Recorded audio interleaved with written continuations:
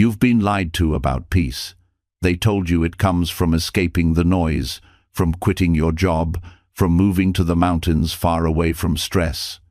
But if that were true, why do so many people who have everything, the house, the vacation, the freedom, still feel restless? Why do you, even on quiet days, still carry storms inside your chest, still feel the weight of worry and the sharp edge of anger? The truth is, peace doesn't come from changing your surroundings. It comes from changing your habits. Habits so simple, so small, that they almost feel invisible. Yet practiced daily, they build an inner strength that nothing outside can shake. And Buddhism has carried these habits for centuries, the kind of wisdom that doesn't fade with time, the kind that has kept monks calm in chaos, grounded in suffering, and unbreakable in the face of life's storms. These aren't lofty ideas. They are everyday practices, breathing, walking, eating, listening, that slowly transform you. They make you stronger without hardening you, softer without making you weak. Imagine waking up tomorrow, not dragged down by yesterday's worries, but standing tall inside, clear, steady, untouchable. Tonight, as you hear these lessons, something inside you will shift. The noise will quiet, the tension will loosen. And when morning comes, you'll see the world differently, still full of challenges, yes, but no longer able to break you. Because peace won't just be a wish, it will be your habit. Are you ready to begin? The path begins not in some temple on a mountaintop, but right here, in the daily mess of life. It begins in the moments that test you, the little irritations that scratch at your nerves, the frustrations that sneak in like shadows. These are not obstacles to peace, they are the training ground. There is a truth few dare to face. Peace is not found in avoiding life's storms, but in learning how to stand steady within them. And the first practice, the one that sets the tone for everything else, is learning to let small deaths of the ego happen every single day. A small death of the ego is what occurs when something stings your pride, when your plans are interrupted, when someone disrespects you, and instead of fighting back or clinging tight, you let it dissolve. You don't defend, you don't escalate, you don't take the bait. You let that tiny piece of ego die, and with it, the weight it carried. This practice sounds simple, but it is the most radical act of freedom. Because what truly exhausts us is not life itself, it is the constant need to protect the fragile mask we wear. Every rude driver, every thoughtless comment, every inconvenience threatens that mask, and we respond with irritation, anger, or resentment. But when you stop defending the ego, you start discovering a vast space inside you that cannot be harmed. Think about how many times in a single day your peace is stolen, not by tragedy, but by micro-annoyances. Someone cuts in line, your phone lags, a coworker speaks over you. Each of these moments feels small, yet together they form the chain that keeps you bound to reactivity. Breaking that chain begins with practicing detachment in the smallest of tests. Detachment here does not mean indifference. It does not mean suppressing feelings. It means seeing the moment clearly, understanding that your reaction is optional, and choosing not to let it tighten its grip around you. This is a rehearsal for the bigger challenges life will bring, because if you can't release the little insults, how will you ever face real loss or heartbreak with strength? The ego feeds on being right, being respected, being in control. It hates to lose, hates to be ignored, hates to be humbled. But notice something. Every time you feed it, you feel worse, not better. You replay arguments in your head, you hold grudges, you justify your anger, and you suffer. Yet when you let the ego starve, when you allow its demands to die in small moments, you feel lighter. The world doesn't shrink, it opens. Buddhism calls this non-attachment, not clinging, not fighting, but flowing. Life is like a river. The ego wants to dam it, control it, freeze it in place. But the river always moves, and if you fight it, you drown. If you let go, you are carried with less effort than you imagined. This daily practice can begin in the smallest ways. When you feel the urge to correct someone over something meaningless, stop. Let the ego's need to prove itself die right there. When someone forgets to thank you, notice the flicker of hurt pride and let it pass without feeding it. When traffic slows you down, recognize the frustration rising and release it before it becomes a storm. These are the little deaths that free you. Each time you succeed, you carve a new path in your mind. Neuroscience has shown that every thought and action strengthens certain neural circuits. When you react with anger, those circuits grow stronger. When you let go, a different circuit grows, one of calm and resilience. Over time, you rewire your brain to choose peace naturally. What once felt impossible begins to feel effortless.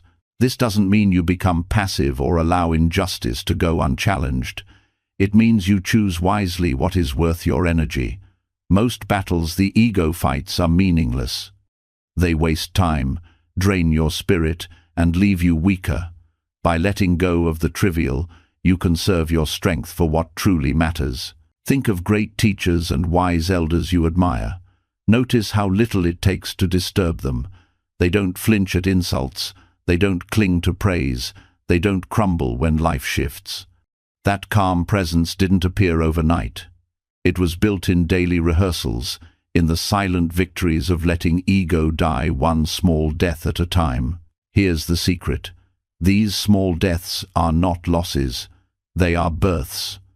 Every time a piece of ego falls away, a new part of your true self emerges. A self that doesn't need constant validation, doesn't tremble at criticism, doesn't collapse when plans change. This self is not brittle, it is vast, unshakable, alive. Peace is not about creating a perfect environment. It is about training the mind to stay free, no matter the environment. You practice on the small annoyances so that when larger storms come, and they will, you are already prepared. The mind you have built will not betray you. Letting go in these micro moments also softens your relationships. Think about how many arguments begin not from real problems, but from small slights and wounded pride. One careless word, one tone of voice, one forgotten gesture. When you let your ego die instead of lashing back, you break the cycle. The argument never begins. Peace flows outward as well as inward. There is also humility in this practice. Every time you let go of ego's demand to be right, you remember that you are human, that others are human, and that perfection is not the point. Humility does not make you small, it makes you vast. When you no longer need to defend a fragile identity, you can meet others as they are, without masks. Some people fear that if they let go of ego, they will be weak, walked over, ignored.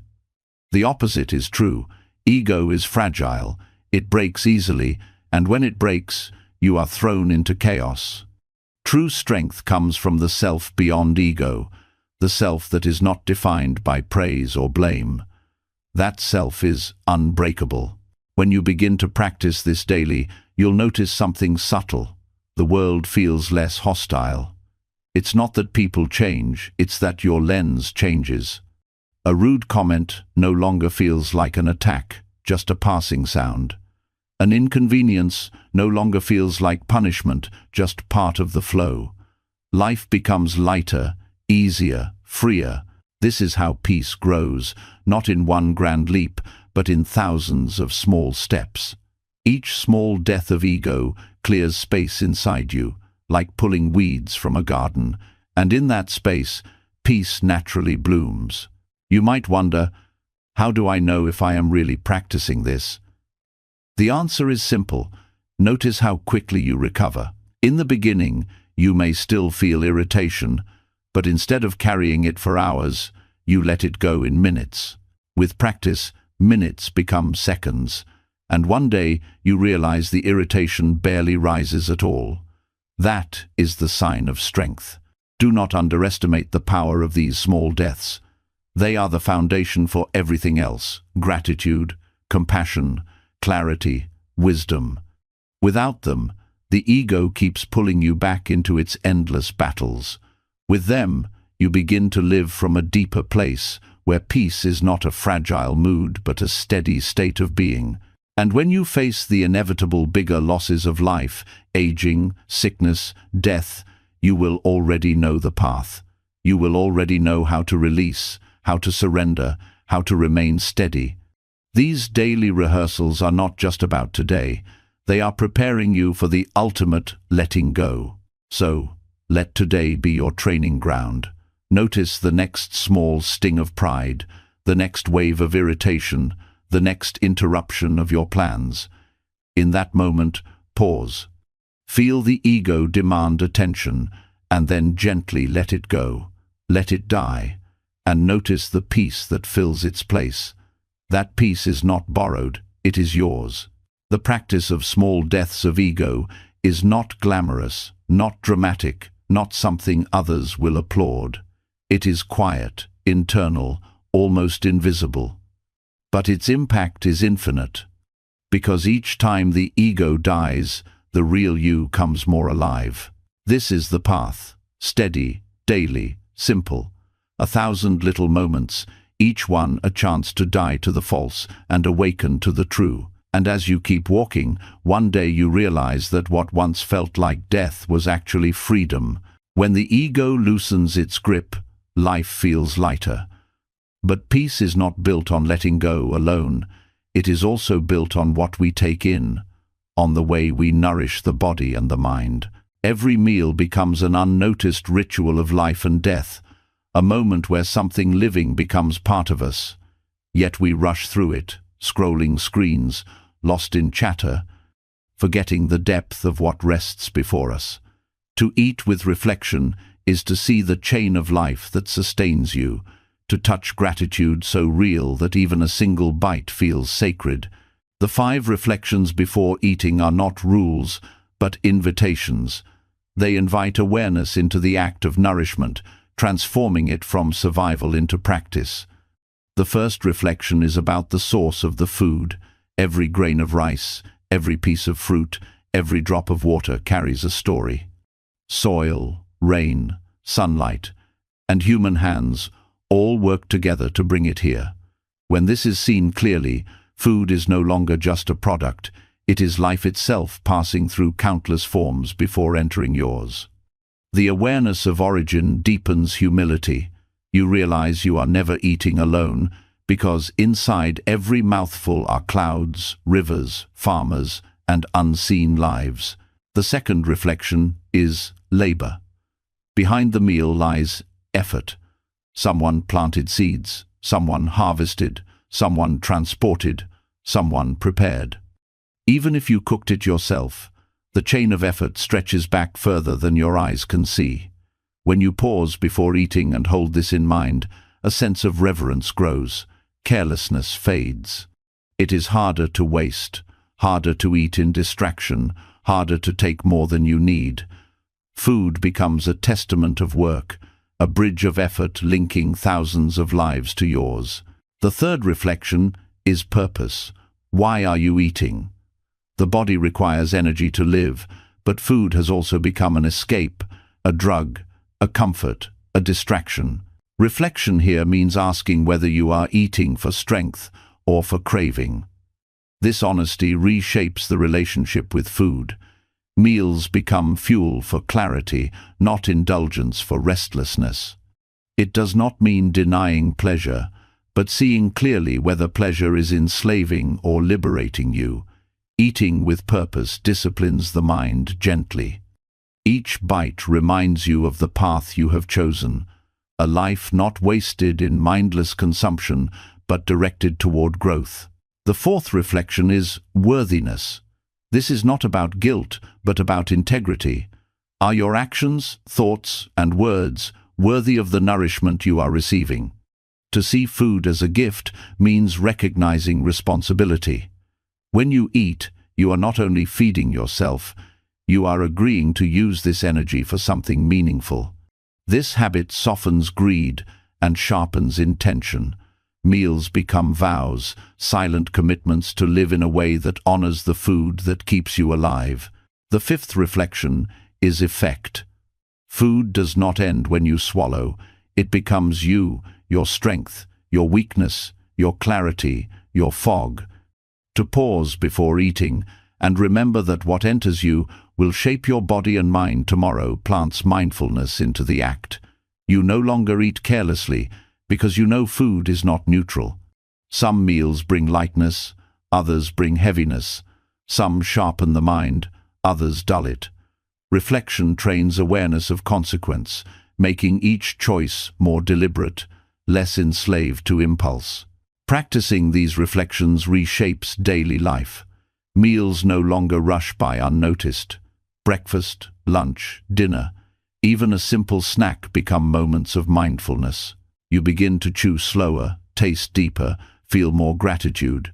Eating turns into meditation without needing silence or special posture. Every bite becomes a lesson in interconnectedness.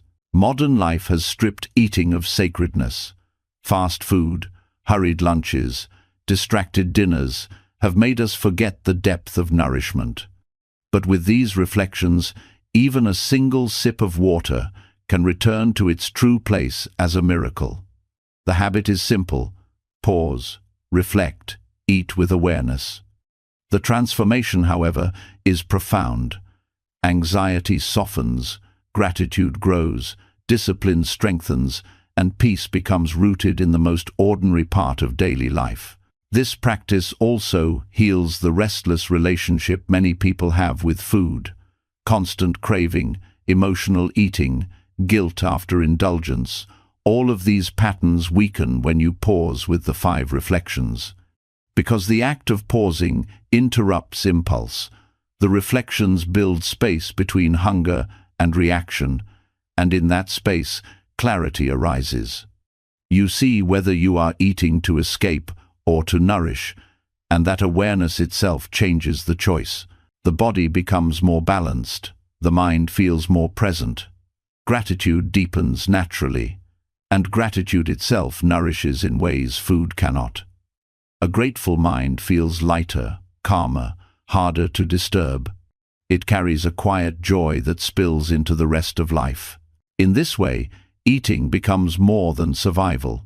It becomes a daily meditation, a rhythm of mindfulness that grounds you again and again. These reflections, practiced daily, do not add complexity, they restore simplicity. They show that peace is not found in rare retreats, but in the small rituals repeated each day. And when those rituals are infused with mindfulness, they cease to be ordinary. They become the soil of strength and calm that carries you everywhere. Eating with the 5 reflections is not a demand, but a gift.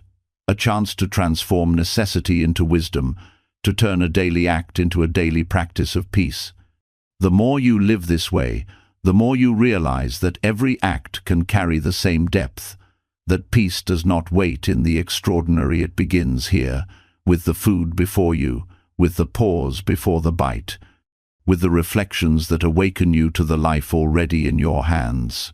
When food becomes a daily practice of gratitude, the heart grows softer, but softness alone is not enough. Life will still bring endings, and without training, endings feel like wounds that never heal. To live in peace, one must not only give thanks for what is here, but also learn how to release when it goes. This is where the practice of impermanence enters, not as a concept to debate, but as something to feel with your own hands and eyes every day. The mind resists change, clings to what is pleasant, pushes away what is unpleasant, and tries to hold the world still. But the world never stands still. Flowers bloom, candles burn, leaves dry, bodies age, relationships shift. By choosing an object and observing its slow change, you step into a classroom that life is already teaching, but most ignore. This practice is not about the object, it is about your relationship with change itself. When you place a flower on your table and watch it each day, you see beauty unfold and then fade. The petals lose their strength, the color dulls, the fragrance disappears. What you held as perfect yesterday is different today, and tomorrow it will no longer be the same. Instead of pretending this process is sad, you meet it with awareness. The flower does not mourn its fading. It fulfills its life fully, moment by moment. By watching, you learn to do the same. The candle teaches in another way. You light it, and the flame shines bright. As it burns, the wax disappears hour by hour, until nothing remains but smoke and melted wax. Each second the flame lives, it also dies. It teaches that life and loss are not separate events but one continuous process. By training your mind to watch this, you begin to accept that your own life is like the candle, bright for a time, yet slowly burning away.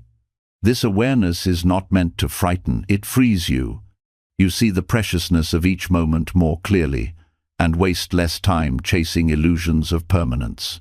Objects show impermanence without argument. A fruit ripens and then rots, metal rusts, clothes fray, paper yellows, nothing escapes change. When you place your attention on these processes daily, the truth of impermanence stops being abstract and becomes embodied knowledge. You don't just know it in your head, you feel it in your heart. And that feeling makes it easier to face change in your own life. This practice has profound effects on attachment. When you hold a beloved object and see that it too will age and dissolve, you begin to release the desperate clinging that creates suffering. You can still love deeply, still carefully, but without fear of loss consuming you. Love becomes more open, more free, because it does not demand forever. Observing impermanence through objects also trains patience. Watching slow change requires waiting. A flower does not wilt in an instant, nor does a candle melt in one breath. You return to the object daily, and each day you notice subtle shifts. This daily noticing sharpens your awareness, teaching you to see the fine details of change in life as well. You become less surprised when things shift, more ready to adapt, more at peace with uncertainty. There is a gentle discipline in keeping an object for this purpose. It becomes a mirror of your own resistance. Some days you may feel sorrow as the flower fades, other days indifference, other days wonder. The object reflects your mind back to you. By staying with it, you begin to notice how much of your suffering is not in the change itself, but in the story you attach to it. The practice also extends beyond the object. Once you train the mind this way, you begin to see impermanence everywhere. You hear it in the fading sound of a bell, see it in the shifting light of afternoon, feel it in the rhythm of your breath appearing, dissolving, appearing again. Life becomes a flow rather than a fight, and with that realization comes peace. Learning impermanence through objects also builds resilience. When real loss arrives, a friendship ends, health declines, a loved one passes, you are not unprepared. You have rehearsed through the small deaths of petals, the slow dimming of flames. You have already trained the mind not to grasp, not to deny, not to despair. Loss is still painful, but it no longer breaks you. There is also beauty in impermanence that only reveals itself with attention. The faded flower holds a fragile charm different from its bloom. The melted candle leaves patterns unique to its burn. Rust creates colors the metal never had in youth. By watching, you discover that every stage carries its own form of beauty, and this shifts the way you see your own life. Aging, instead of being feared, becomes another expression of beauty. This daily habit does not require grand effort. A single flower in a glass, a candle lit each night, a piece of fruit on your counter, all become teachers if you let them. The key is consistency. By returning every day, you train the mind not to forget. Consistency turns knowledge into habit, and habit into strength. With time, you realize that impermanence is not your enemy, but your greatest ally. Because without impermanence, no pain would end, no joy would arise, no growth would be possible. The seed would never become a tree, the child would never become an adult, and sorrow would last forever. Impermanence is the fabric of freedom. By training with small objects, you learn to see this truth clearly, until even in the hardest moments, you can whisper to yourself, "This too will change." Living this way does not numb you, it makes you more alive. Every sip of tea, every glance at the sky, every breath carries depth when you know it will not return. You stop postponing life, stop waiting for better moments, and instead meet this moment fully. That is the gift of impermanence. The practice of observing objects is simple, but simplicity is its power. It strips away excuses, leaves no place for avoidance. It reminds you daily that clinging is futile, that release is possible, that peace is found not by holding but by letting flow. And as you continue, you see that what once felt like loss is actually the path to freedom. By watching a flower fade, you learn to release pride. By watching a candle burn, you learn to release fear. By watching fruit rot, you learn to release control. And each release clears space for peace to settle deeper into your being. In this way, impermanence becomes not a shadow hanging over life, but the light that reveals its true value. Every change, every ending, every shift becomes a reminder to live fully now, to love deeply now, to walk gently now, because nothing will stay, and that is precisely why everything matters. When the truth of impermanence settles into the heart, life feels less heavy. The fading of flowers, the passing of sounds, the quiet shift of breath, all whisper that nothing is fixed. But even with this awareness, the mind still clings to noise. Thoughts run endlessly, words spill too quickly, gestures carry hidden tension. To truly live in peace, the mind needs rest. And rest is not found in distraction, it is found in silence. Silence here is not only the absence of speech, it is the quieting of the whole being, a retreat from constant signaling, explaining, defending, and performing. At home, where habits run strongest, creating silence becomes a radical act. It interrupts the cycle of noise that never stops, the television humming, the phones buzzing, the endless conversations that often say nothing. Noble silence is different from ordinary silence because it carries intention. It is not cold withdrawal or avoidance. It is a practice of deep resetting. Dedicating a time each day to silence transforms the atmosphere of a home. It softens conflicts before they arise, clears out mental clutter, and allows energy to gather again. When no words are spoken, the heart learns to listen. When gestures pause, the body learns to relax. When even facial expressions rest, the mind unclenches. This quiet is not emptiness, it is fullness without disturbance. Silence reveals what speech often hides. When the noise of talking falls away, you begin to notice the undercurrent of your emotions, the tension in your body, the restlessness in your mind. At first, this can feel uncomfortable, even unbearable. But the discomfort is a doorway. It shows you what you carry beneath the surface. With time, the silence becomes medicine, soothing the hidden wounds, slowing the racing mind, settling the storm. In a home, silence is not only for the one practicing, it spreads like fragrance. Children feel it, partners sense it, even pets relax within it. A household with moments of noble silence is not cold or empty, it is a place where presence is honored. The energy of such a space changes the way everyone moves within it. Arguments reduce, anxiety softens, appreciation grows. Silence also sharpens awareness of words. When you practice not speaking, you begin to see how much of daily speech is unnecessary, repetitive, or careless. You notice how often words are used to fill space rather than to share meaning. This recognition brings wisdom. When you do speak again, words become more deliberate, more kind, more aligned with truth. Speech becomes a gift rather than a reflex. The body, too, learns through silence. Gestures that often carry irritation or impatience, rolling eyes, sighing, crossing arms fall away. The face rests, no longer forced into smiles or frowns. This release brings deep rest to the nervous system.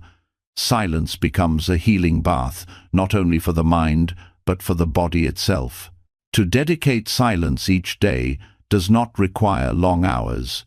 Even a short period set with intention reshapes the rhythm of the whole day. Early morning silence creates clarity for everything that follows. Evening silence prepares the mind for rest. The important part is consistency, because the mind grows quieter not through occasional retreats but through steady training. In the beginning, silence may feel like emptiness, but gradually it reveals itself as fullness. Within silence you notice the sound of birds, the breath in your chest, the subtle presence of those you live with. Life grows richer, not poorer. The absence of noise makes room for depth. Practicing noble silence at home also teaches restraint. Not every thought needs to be spoken, not every feeling needs to be expressed immediately. This discipline prevents many conflicts. Words that might have been sharp dissolve in the quiet. Anger that might have spilled out cools down before it harms. In this way, silence protects relationships. It is not suppression, it is protection through wisdom. Silence opens a door to mindfulness.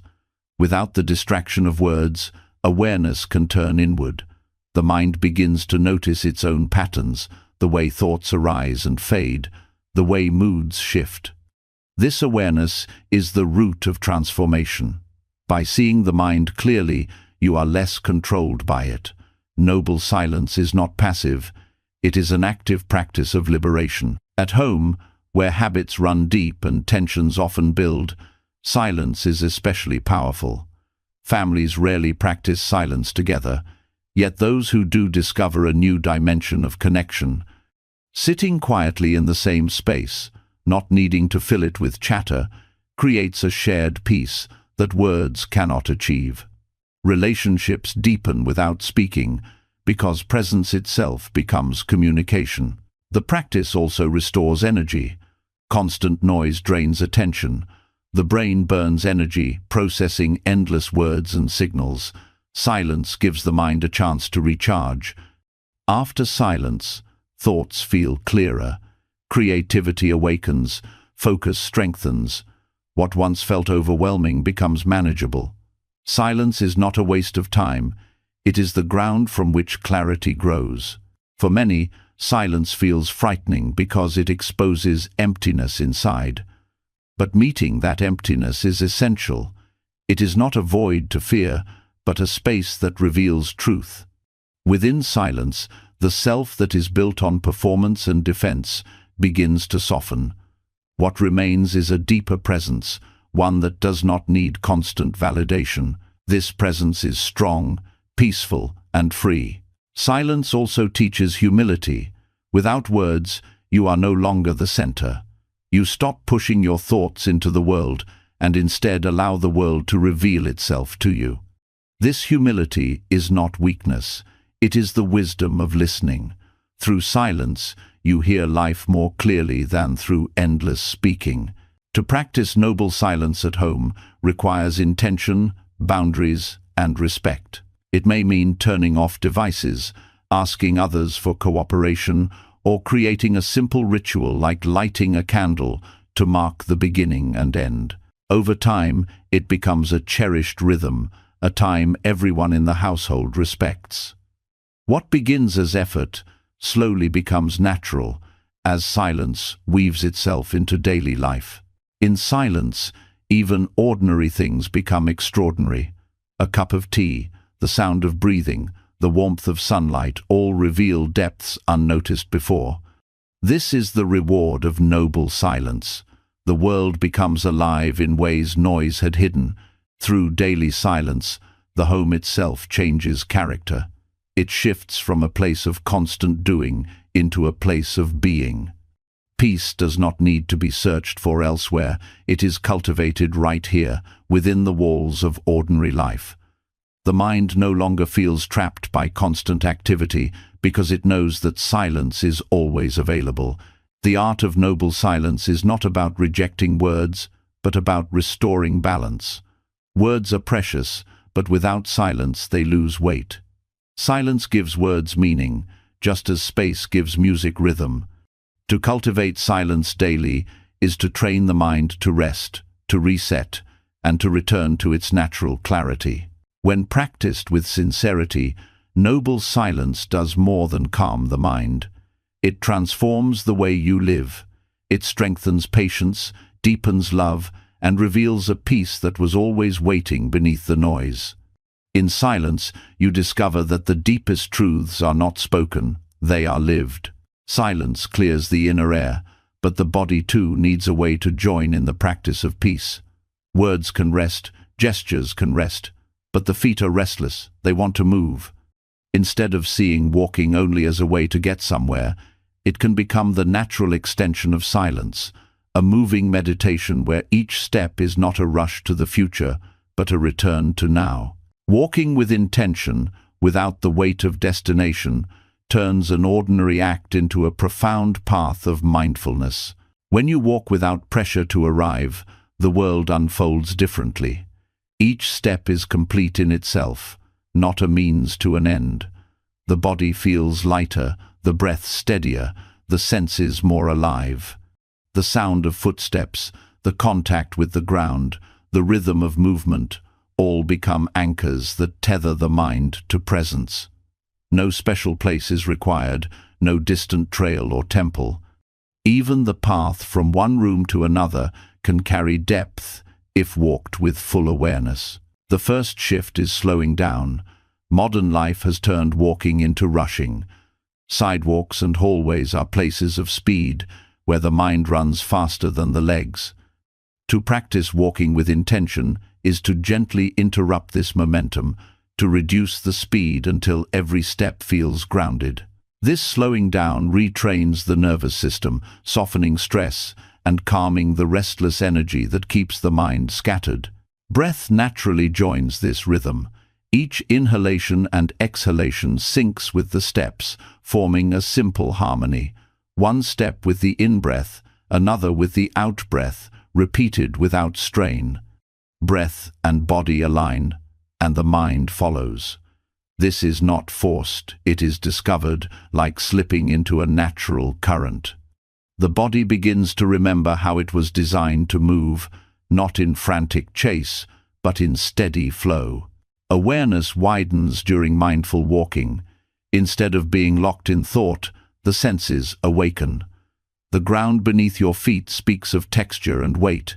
Air against the skin tells of temperature and movement.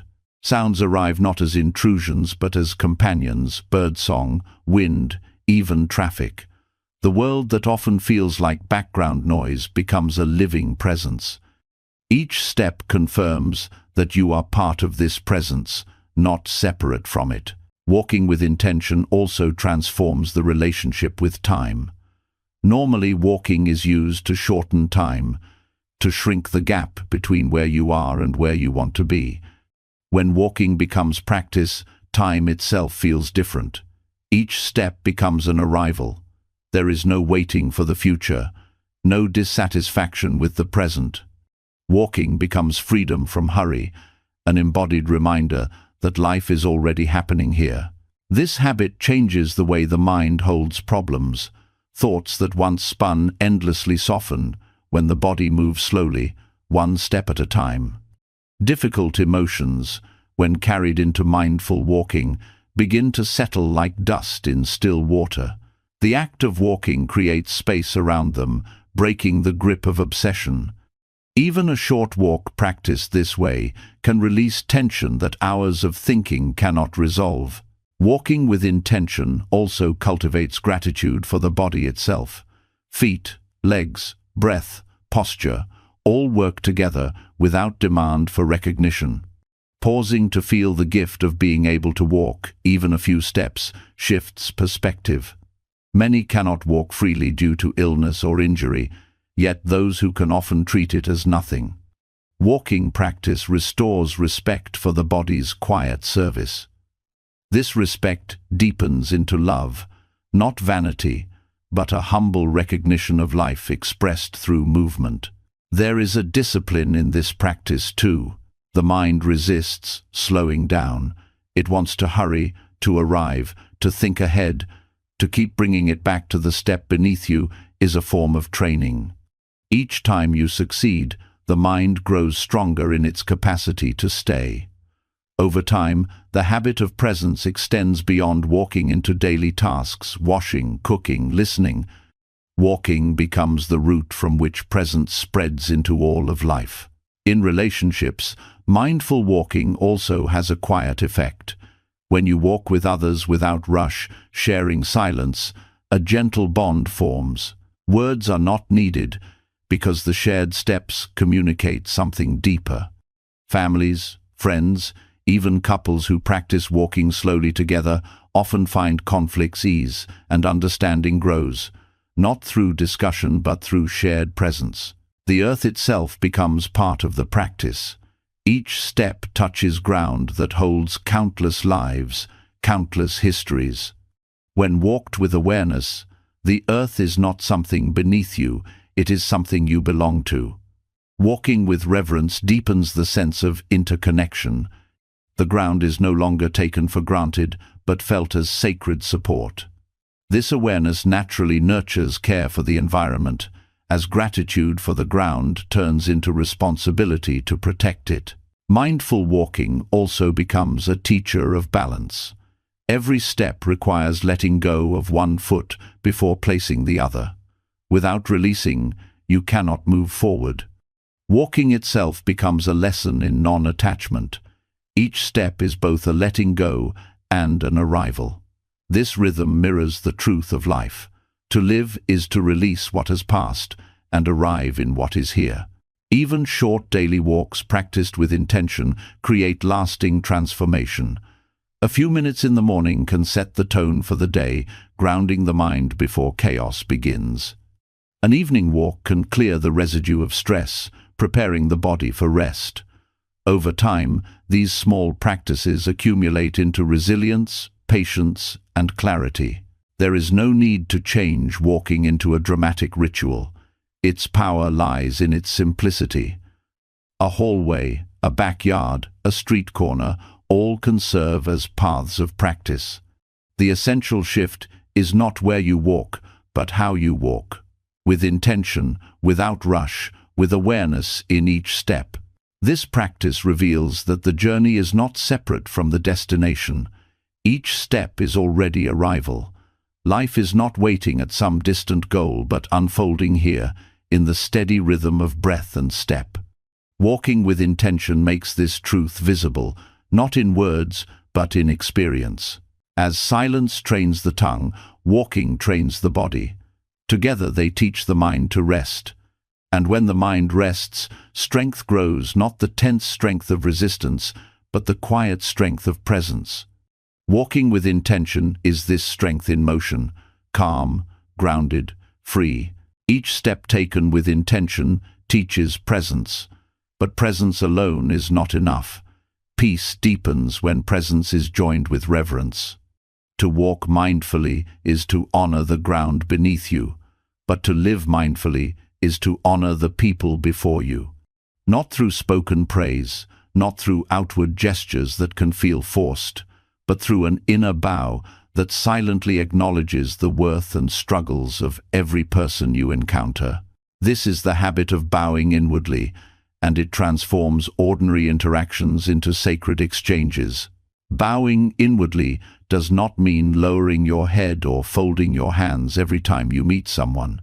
It is an attitude of the heart, a silent recognition that each person carries a story you cannot see. Some carry invisible wounds, some carry silent joys, some carry battles they have not spoken of to anyone. To bow inwardly is to say, without words, I see that you are human, just like me, and I respect the journey you walk.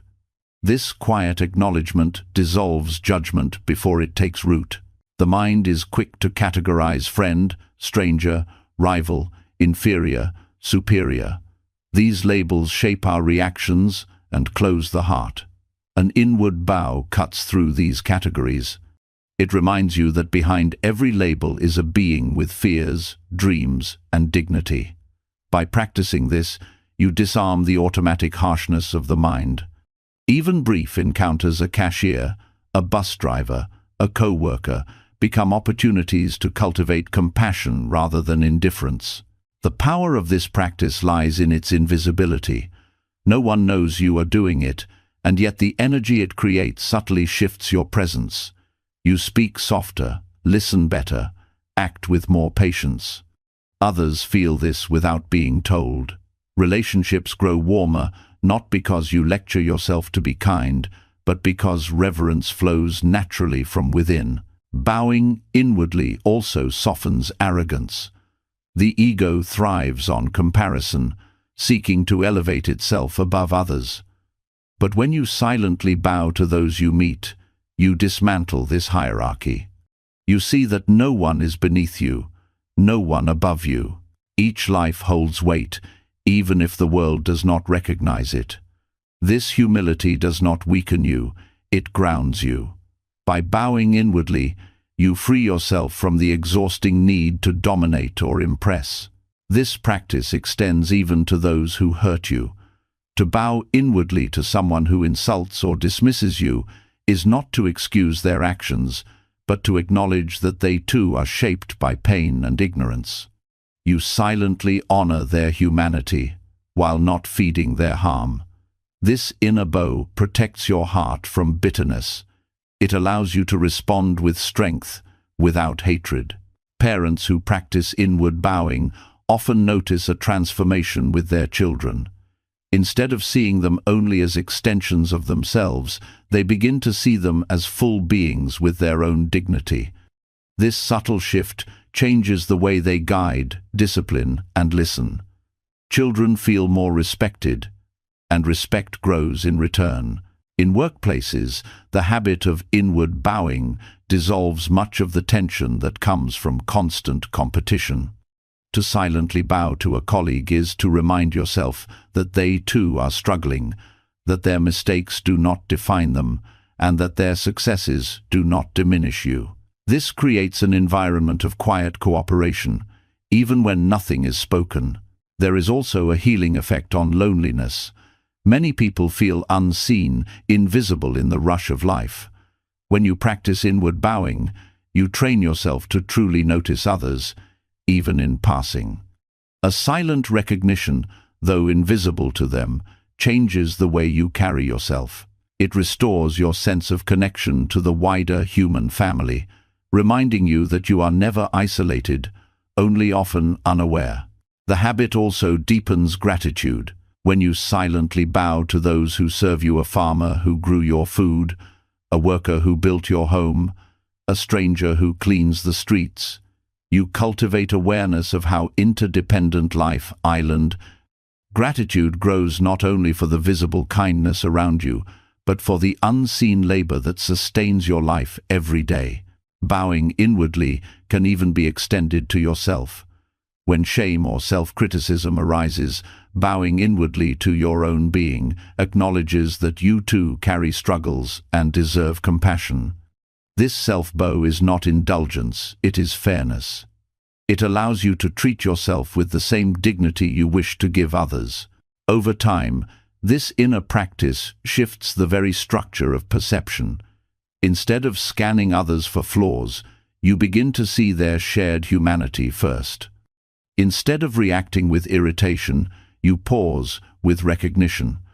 This pause is powerful. It changes the trajectory of countless interactions, steering them away from conflict and toward respect. The habit does not require special effort.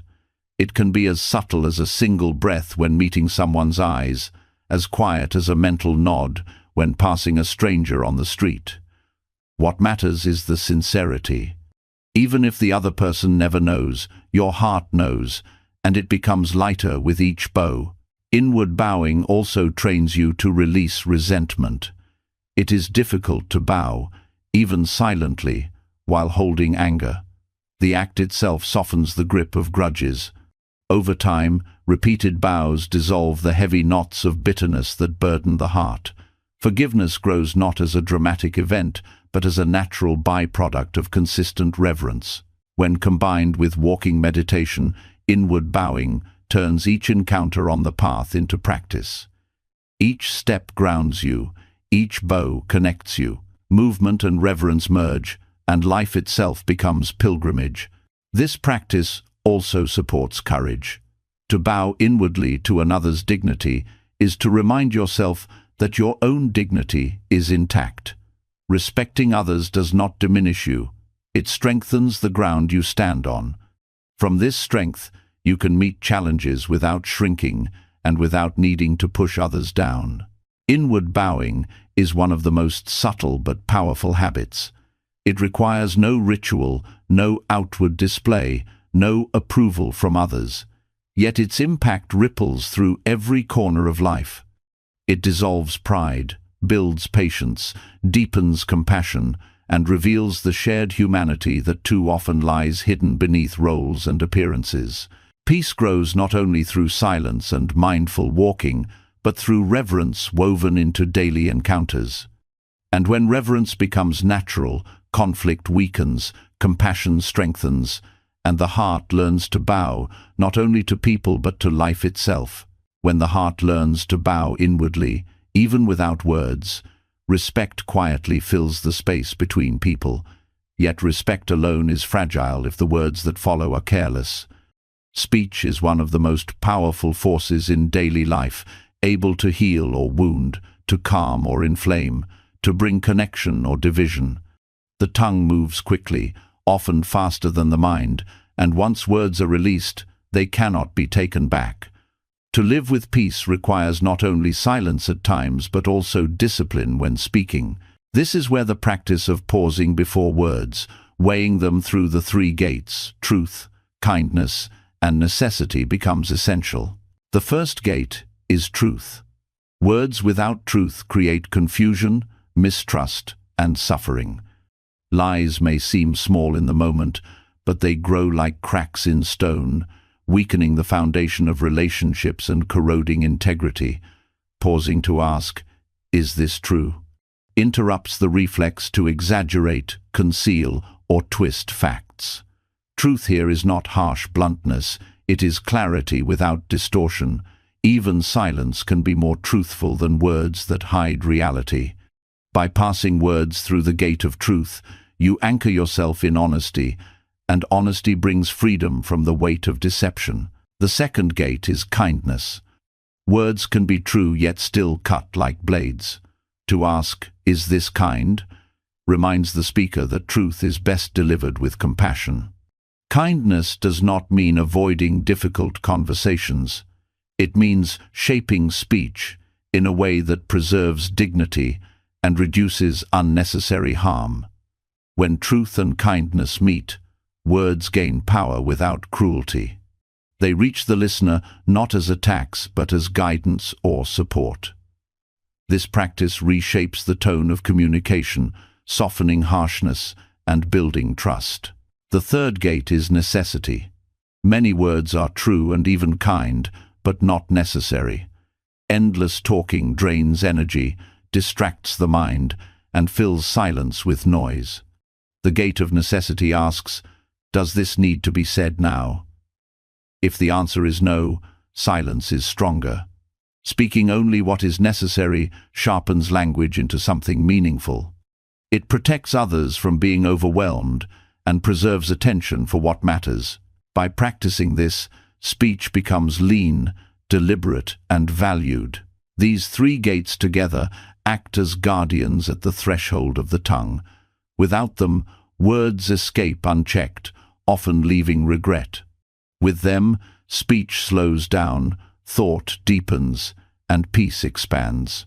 The practice does not silence you permanently, it refines your voice, so that when you speak, your words carry weight, clarity, and care.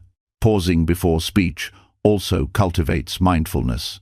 The pause itself interrupts the rush of emotion. Anger, impatience, and anxiety often push words out, before the mind has caught up. By training yourself to stop, even for a breath, you give space for wisdom to enter. That space is where choice lives, the choice to speak differently or to remain silent. Over time, this habit rewires the mind. Reactivity fades, and thoughtful response grows natural. In relationships, the three gates act as protectors. Many conflicts begin not from actions, but from careless words. A sharp remark, an unnecessary criticism, a reckless comment can ignite arguments that last for days. When speech passes through the gates, such sparks never ignite. Truthful, kind, and necessary words strengthen bonds instead of straining them. Families, friendships, and partnerships all benefit from this simple discipline. In workplaces, the practice shifts culture. Meetings often overflow with unnecessary talk, half-truths, and harsh judgments disguised as honesty. By pausing before speaking, you contribute differently. Your words become rare, but when they come, they carry impact. Colleagues begin to listen more carefully, and your presence commands quiet authority. Speech filtered through the gates does not only protect peace, it builds respect. There is also a subtle effect on self-perception. Words shape not only how others see you, but also how you see yourself. Each time you speak truthfully, kindly, and with necessity, you reinforce an inner image of integrity. You begin to trust your own voice, knowing it will not betray your values. This inner trust quiets doubt and strengthens confidence without arrogance. The practice also dismantles gossip. Gossip thrives on words that fail all three gates: half-true, unkind, and unnecessary. By pausing, you notice the urge to spread stories or opinions that harm. With discipline, you stop the cycle, refusing to let your voice become an instrument of division. This refusal protects not only others, but also your own peace, because gossip always circles back to wound those who indulge in it. Children raised with the example of three-gated speech learn early that words matter. They grow in environments where language uplifts instead of tears down, where honesty is valued, and where silence is not feared. They learn that restraint is strength, not weakness, and that kindness is not softness, but wisdom. Such children carry these habits into adulthood, spreading the effect outward across generations. The habit also supports forgiveness. When anger rises, the tongue longs to strike. By pausing, you give anger time to cool. The words that might have deepened wounds dissolve before they are spoken. This prevents scars in relationships that might otherwise take years to heal. Forgiveness often begins not with grand gestures, but with the simple act of not saying something harmful in the heat of the moment. To live by the three gates is to value silence as much as speech. Silence becomes not emptiness, but choice, a sign of discipline rather than lack. When you speak less but with more care, your presence becomes stronger, not weaker.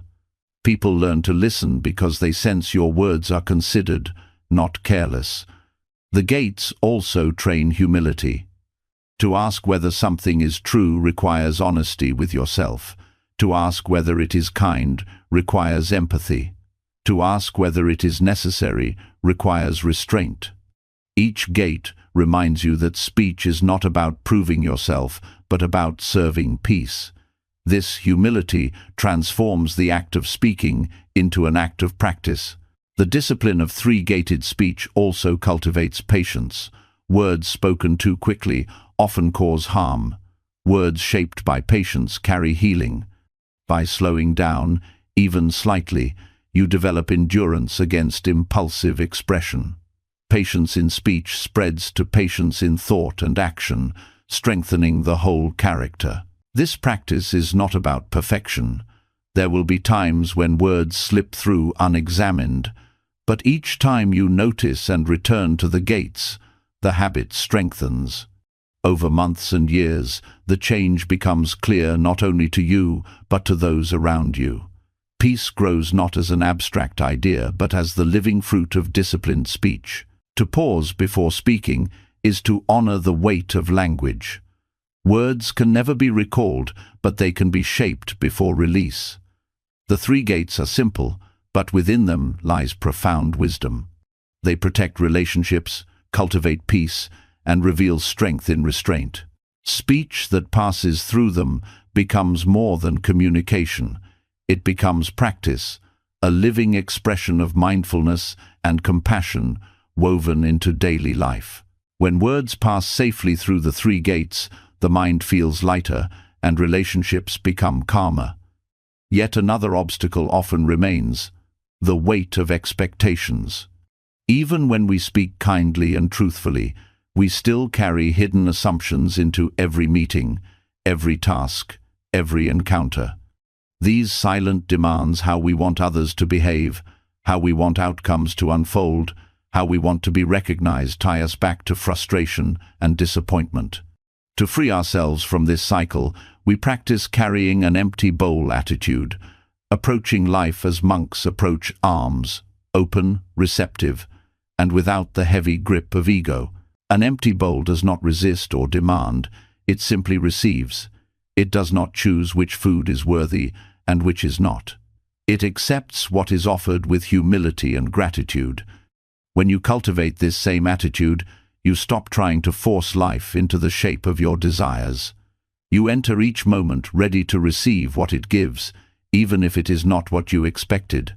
This openness dissolves much of the suffering that comes from clinging to outcomes. Openness in this way does not mean passivity. It is not about resigning yourself to whatever happens, but about releasing the tension that arises from rigid control.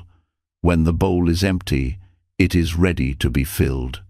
When the mind is empty of fixed expectations, it is ready to respond wisely. Life often surprises us, and those surprises are more easily embraced when we are not locked into a single script of how things should be. Carrying an empty bowl into conversations changes their entire tone. Most people enter discussions with rehearsed positions, prepared defenses, and hidden agendas. This prevents true listening. When you set these aside and approach with emptiness, you hear more clearly, you notice nuances, you understand perspectives without judgment. Others sense this openness and feel safer, more willing to share honestly. The conversation shifts from debate to dialogue, from collision to connection. The same principle applies to work. Many frustrations in tasks come not from the task itself, but from the story we attach to it. We expect it to be easy, or we expect recognition, or we expect perfection. When reality differs, we resist, complain, or lose focus. With an empty bowl attitude, you approach each task without preloaded frustration. You give your full attention to what is in front of you, free of demands for how it should unfold. This not only improves the quality of work, but also makes the process lighter. This practice also reveals hidden lessons. When you arrive empty, you are able to see what is offered, even in situations that appear unhelpful. An unpleasant coworker becomes a teacher of patience. A difficult project becomes a teacher of persistence. A mistake becomes a teacher of humility. Without an empty bowl, you dismiss these lessons because they do not match your expectations. With openness, every experience contributes to growth. Carrying an empty bowl, attitude also softens the grip of ego. Ego thrives on expectations, how others should treat you, how life should reward you, how things should always go in your favor. Each unmet expectation feeds anger and resentment. When you approach empty, ego has no ground to stand on. Gratitude grows in its place because everything feels like a gift rather than a right. Even small gestures, like a smile from a stranger or a moment of rest, carry weight when received into an empty bowl. This practice is not easy because the mind clings naturally to plans and control. But with daily effort, you begin to notice when expectations arise. Each time you feel frustration, you can pause and ask, what expectation am I holding right now? By letting it go, you return to emptiness. The bowl is cleared again, ready to receive without resistance. In relationships, this attitude prevents disappointment from poisoning love. Many people burden their partners or friends with silent expectations, constant understanding, perfect behavior, unending attention. These are impossible to meet. Disappointment then breeds resentment. When you carry an empty bowl, you meet others as they are, not as you demand them to be. You receive what they offer: kindness, presence, effort, without measuring it against a hidden standard. This frees relationships from the heavy chains of judgment. Children especially benefit from this practice. Parents often impose expectations so heavy that children feel crushed beneath them. Grades, achievements, behavior, all become measures of worth. When a parent learns to meet their child with an empty bowl, the child feels truly seen. Growth arises naturally when nurtured in acceptance, not when squeezed into rigid molds. This habit also reshapes spiritual practice itself. Many approach meditation, prayer, or reflection with expectations. Calm must come, clarity must appear, peace must arrive. When these do not, frustration grows. But true practice is not about forcing states of mind. It is about arriving empty and receiving whatever comes. Some days bring stillness, some days restlessness. Both are part of the path when received openly. Even ordinary routines become richer through this habit. Drinking water, washing dishes, walking through a doorway, each can be approached with an empty bowl mind. Instead of rushing through, you allow the experience to fill you, as island water refreshes, dishes teach care, a doorway marks transition. Life stops feeling like a blur and becomes a series of full, unique moments. The empty bowl attitude also builds resilience against disappointment. When you expect little, you are rarely shaken. Life cannot take away what you were never clinging to. This does not mean you stop caring or trying. It means you stop tying your peace to fragile outcomes. You can work hard, love deeply, strive honestly, and still remain steady when things do not unfold as planned. That steadiness is the strength of emptiness. Gratitude naturally deepens in this practice. When the bowl is empty, anything it receives feels like a blessing. Small joys, sunlight through a window, the sound of laughter, a meal shared become treasures. Gratitude is not forced. It arises from the recognition that nothing is guaranteed, yet much is given. Life feels abundant not because you have more, but because you cling less.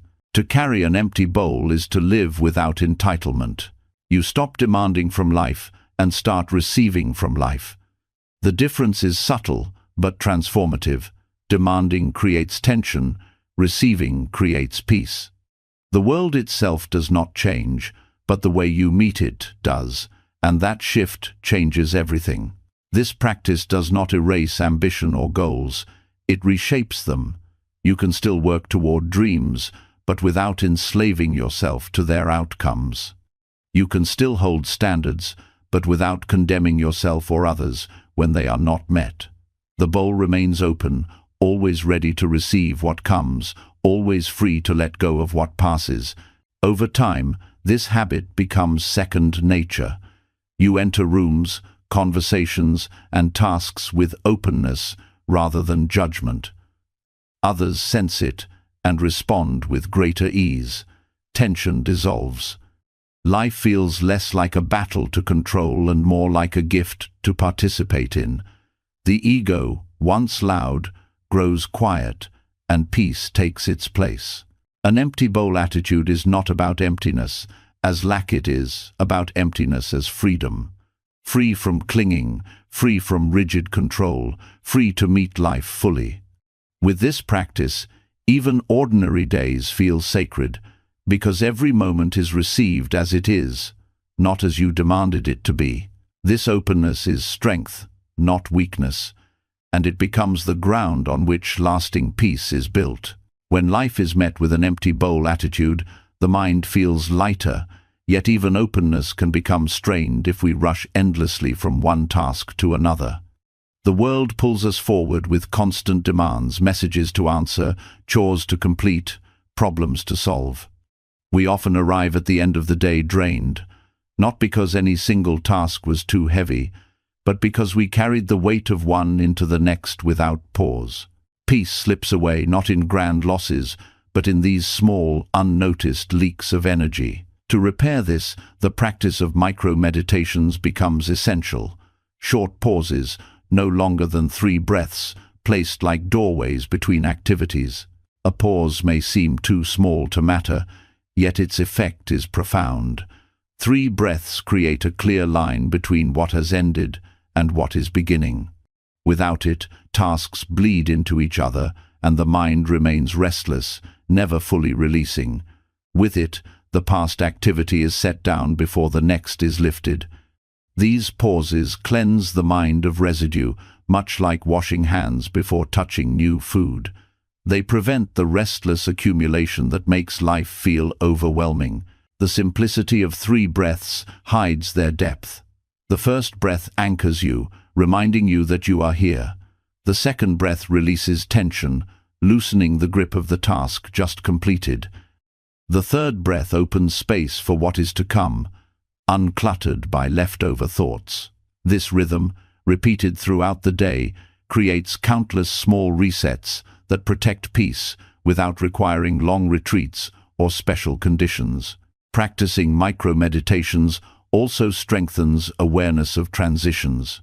Most of life happens not in grand moments, but in these quiet shifts.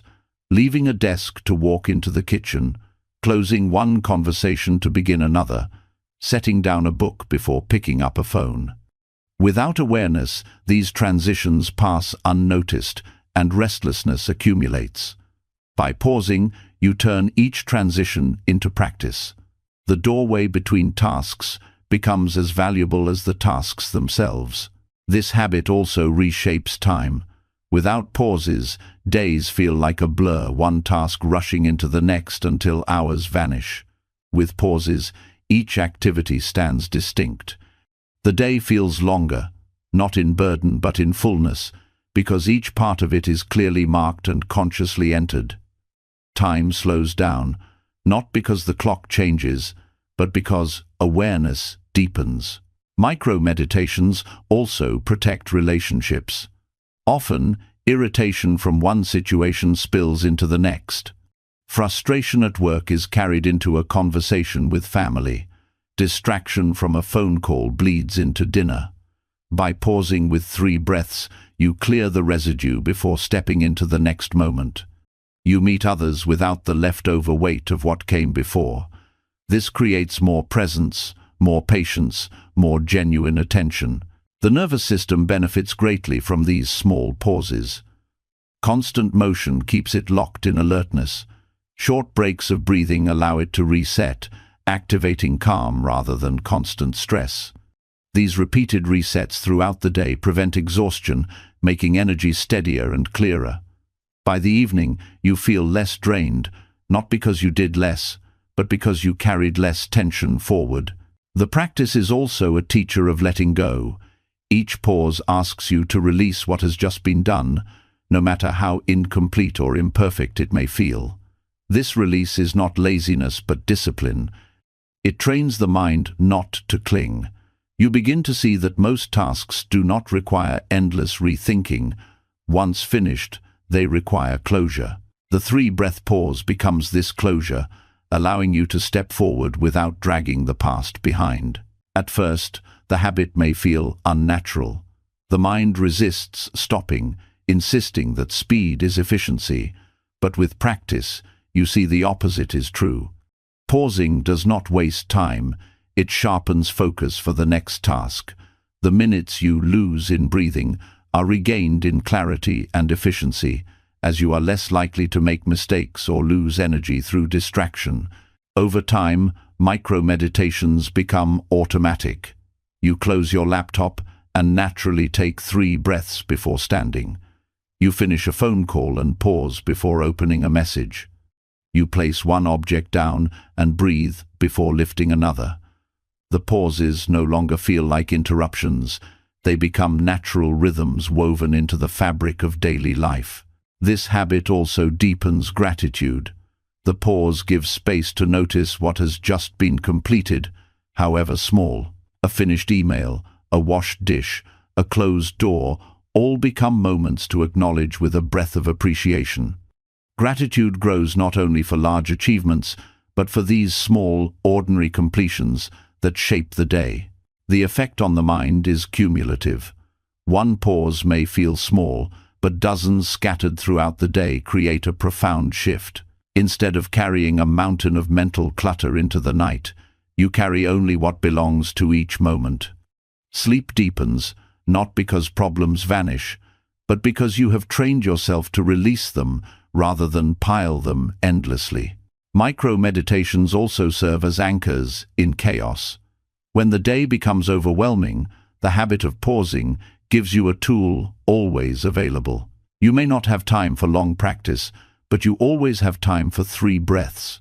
These small acts prevent panic from taking over. They remind you that calm is always one pause away, even in the busiest moments. The practice also teaches humility. To stop, even briefly, is to admit you are not in complete control, that rushing cannot fix everything. It is a bow to reality, acknowledging that presence matters more than speed. This humility softens the ego's demand to dominate every second and allows peace to flow back into the day. Even creativity is nourished by pauses. When you step briefly away from constant doing, the mind has space to make new connections. Many insights arise not during action, but during the quiet gaps between actions. By scattering these gaps throughout your day, you invite creativity to enter naturally, without forcing it. Micro-meditations are not about escape, but about presence. They do not remove you from life, they return you to it. By pausing, you step fully into what is here, instead of rushing past it. This practice does not add new burdens, it lightens existing ones. It is not another task to complete, but a way of entering tasks with less weight. As the empty bowl teaches openness, micro-meditations teach rhythm. Together, they dissolve restlessness and bring steadiness. Each pause becomes a reminder that peace is not far away, not hidden in special places, but accessible in the space of 3 breaths. Through this habit, life regains balance, and even the busiest day holds moments of deep stillness. Short pauses between tasks teach us to carry less, to reset before moving on. Yet even with this practice, suffering can still grow when we add weight that does not belong. Pain by itself is often sharp but brief. What keeps it alive is the mind's habit of striking again, of turning one wound into 2, one arrow into many. The first arrow may be unavoidable, the hurt, the mistake, the loss, but the second arrow is one we fire at ourselves. Learning to release this habit is one of the most freeing disciplines in daily life. The second arrow takes many forms. A criticism from someone else is the first arrow, but the replay in your head, telling yourself you are worthless, is the second. Physical pain is the first arrow, but the story that life is unfair, or that you are cursed, is the second. Disappointment is the first arrow, but resentment that you deserved better is the second. This habit is so deeply ingrained that most people believe it is natural, yet it is only conditioning something that can be unlearned. The first step is awareness. You cannot release what you do not notice. By paying attention, you begin to catch the moment when pain arrives and the mind rushes to add commentary. The sting of the first arrow is sharp, but the second arrow is subtle, slipping in through judgment, blame, or endless analysis. Awareness breaks the cycle. Even a small pause, a recognition of "this is the second arrow," is enough to weaken its power. Releasing the second arrow does not mean denying pain. It means meeting pain without multiplying it. When a friend cancels plans, you may feel sadness. That sadness is natural. But if you add the thought, "I must be unimportant, no one values me," you have doubled the suffering. By staying with the raw feeling, just sadness, you allow it to rise and fall like a wave. It passes more quickly when not bound by stories. This practice builds resilience because it shifts focus from controlling the world to controlling the mind's reaction. You may not stop every insult, accident, or loss, but you can stop feeding them with extra arrows. Each time you succeed, you prove to yourself that suffering can be reduced, not by changing circumstances, but by changing habits. This realization is empowering. It returns peace to your own hands. The second arrow habit often grows strongest in self-criticism. Many people strike themselves harder than anyone else ever could. A small mistake becomes proof of failure. A missed opportunity becomes a lifelong regret. By noticing this pattern, you begin to see how unfairly you treat yourself. Releasing the second arrow means offering yourself the same compassion you would give to a friend. You would not tell a friend, "You are worthless because you made an error." Why tell yourself? Each time you resist self-attack, you soften the habit of cruelty within. The practice also heals relationships. Often anger toward others is not from the first arrow, but from the second. Someone speaks harshly, and instead of letting the pain pass, you build resentment, replaying their words, imagining their intentions. This multiplies suffering and poisons the connection. By refusing to fire the second arrow, you reduce anger's grip. You may still address the behavior, but without dragging resentment into it. This allows for clearer communication and less lasting harm. Letting go of the second arrow also trains patience. Pain demands immediate reaction. The second arrow comes when you respond too quickly. By waiting, even a few breaths, you give space for the urge to attack to fade. In that space, perspective grows. The mind that wanted revenge a moment ago may now see the situation differently. Pausing turns reaction into choice. The body, too, benefits from this practice. Stress hormones surge when the second arrow is fired, keeping the body tense and the heart racing long after the first pain has ended. By stopping this habit, the nervous system calms more quickly.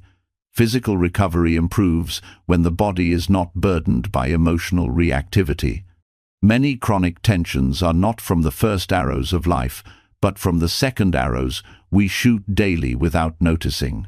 This habit also affects time. The first arrow is momentary. The second arrow stretches pain across hours, days, even years. People carry grudges for decades, not because the first wound lasted, but because the second arrow was never dropped. To release it is to free yourself from being chained to the past. Life becomes lighter because each moment is lived fresh rather than soaked in old resentment. Releasing the second arrow requires compassion. Without compassion, the mind feels justified in striking again. Compassion sees the first pain as enough, already difficult, already heavy. It refuses to add more. Compassion is not weakness.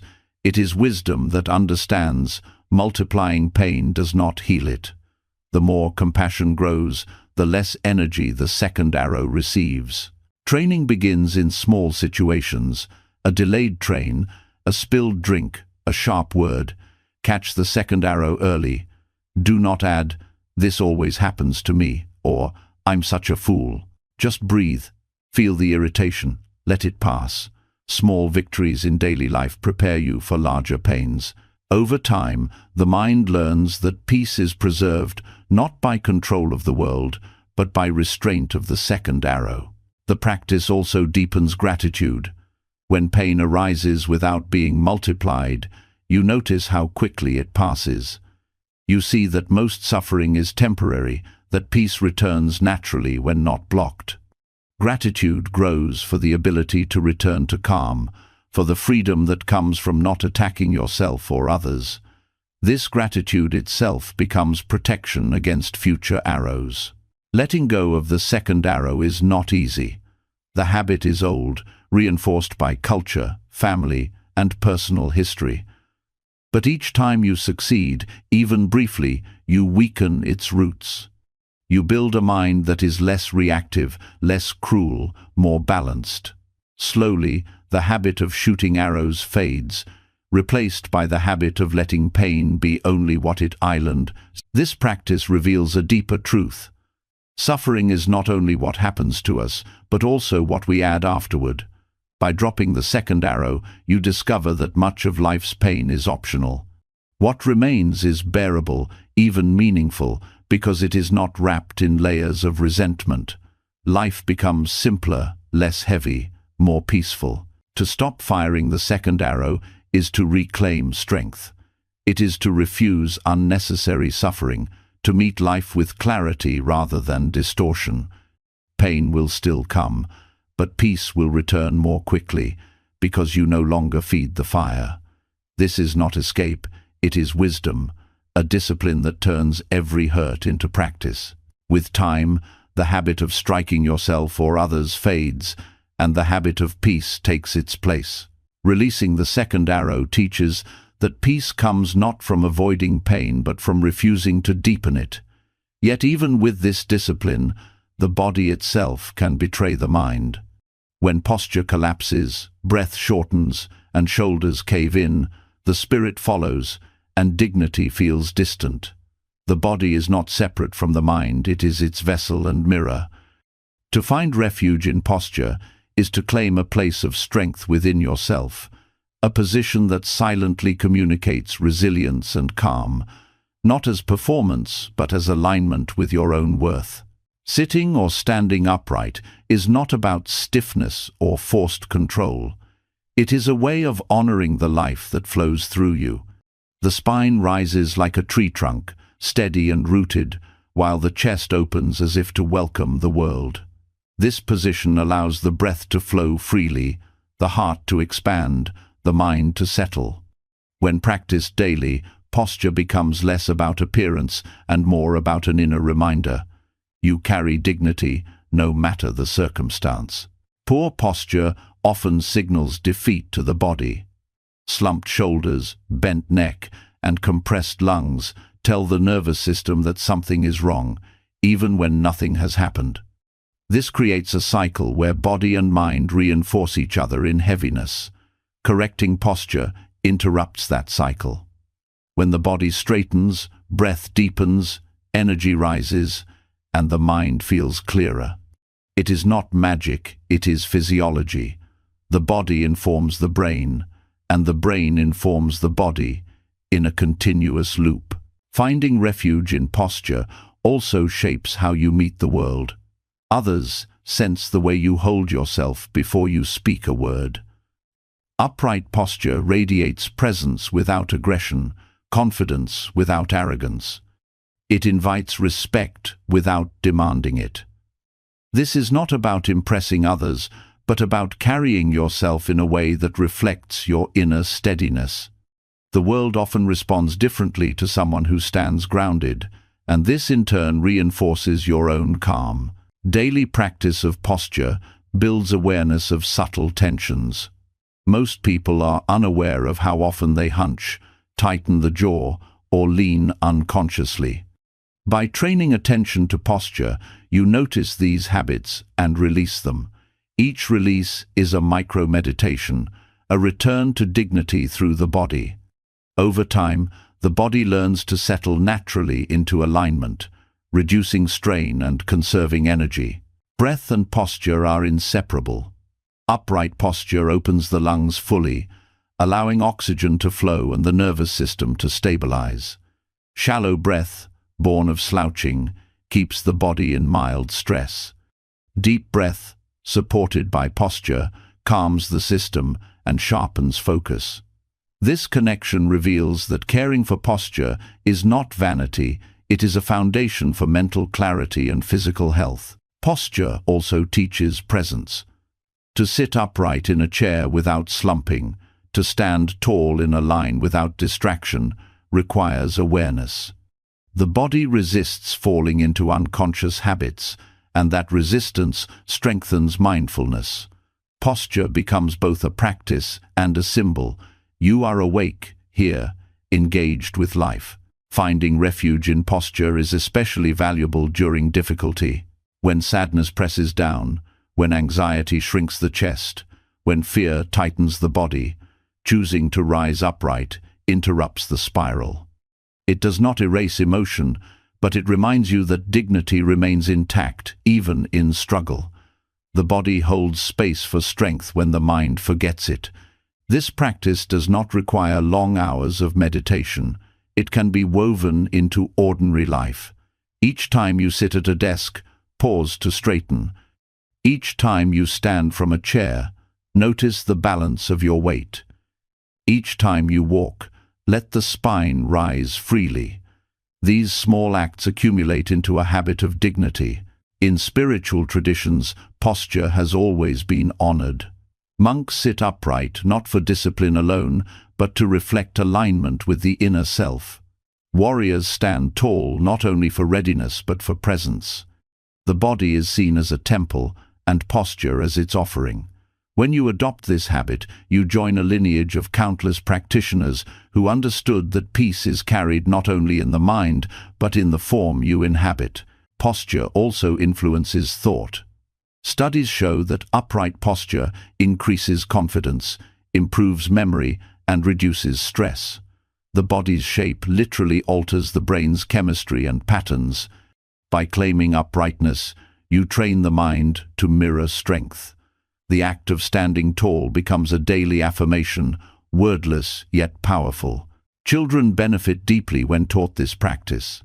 Upright posture helps them focus in school, breathe fully, and carry self-respect.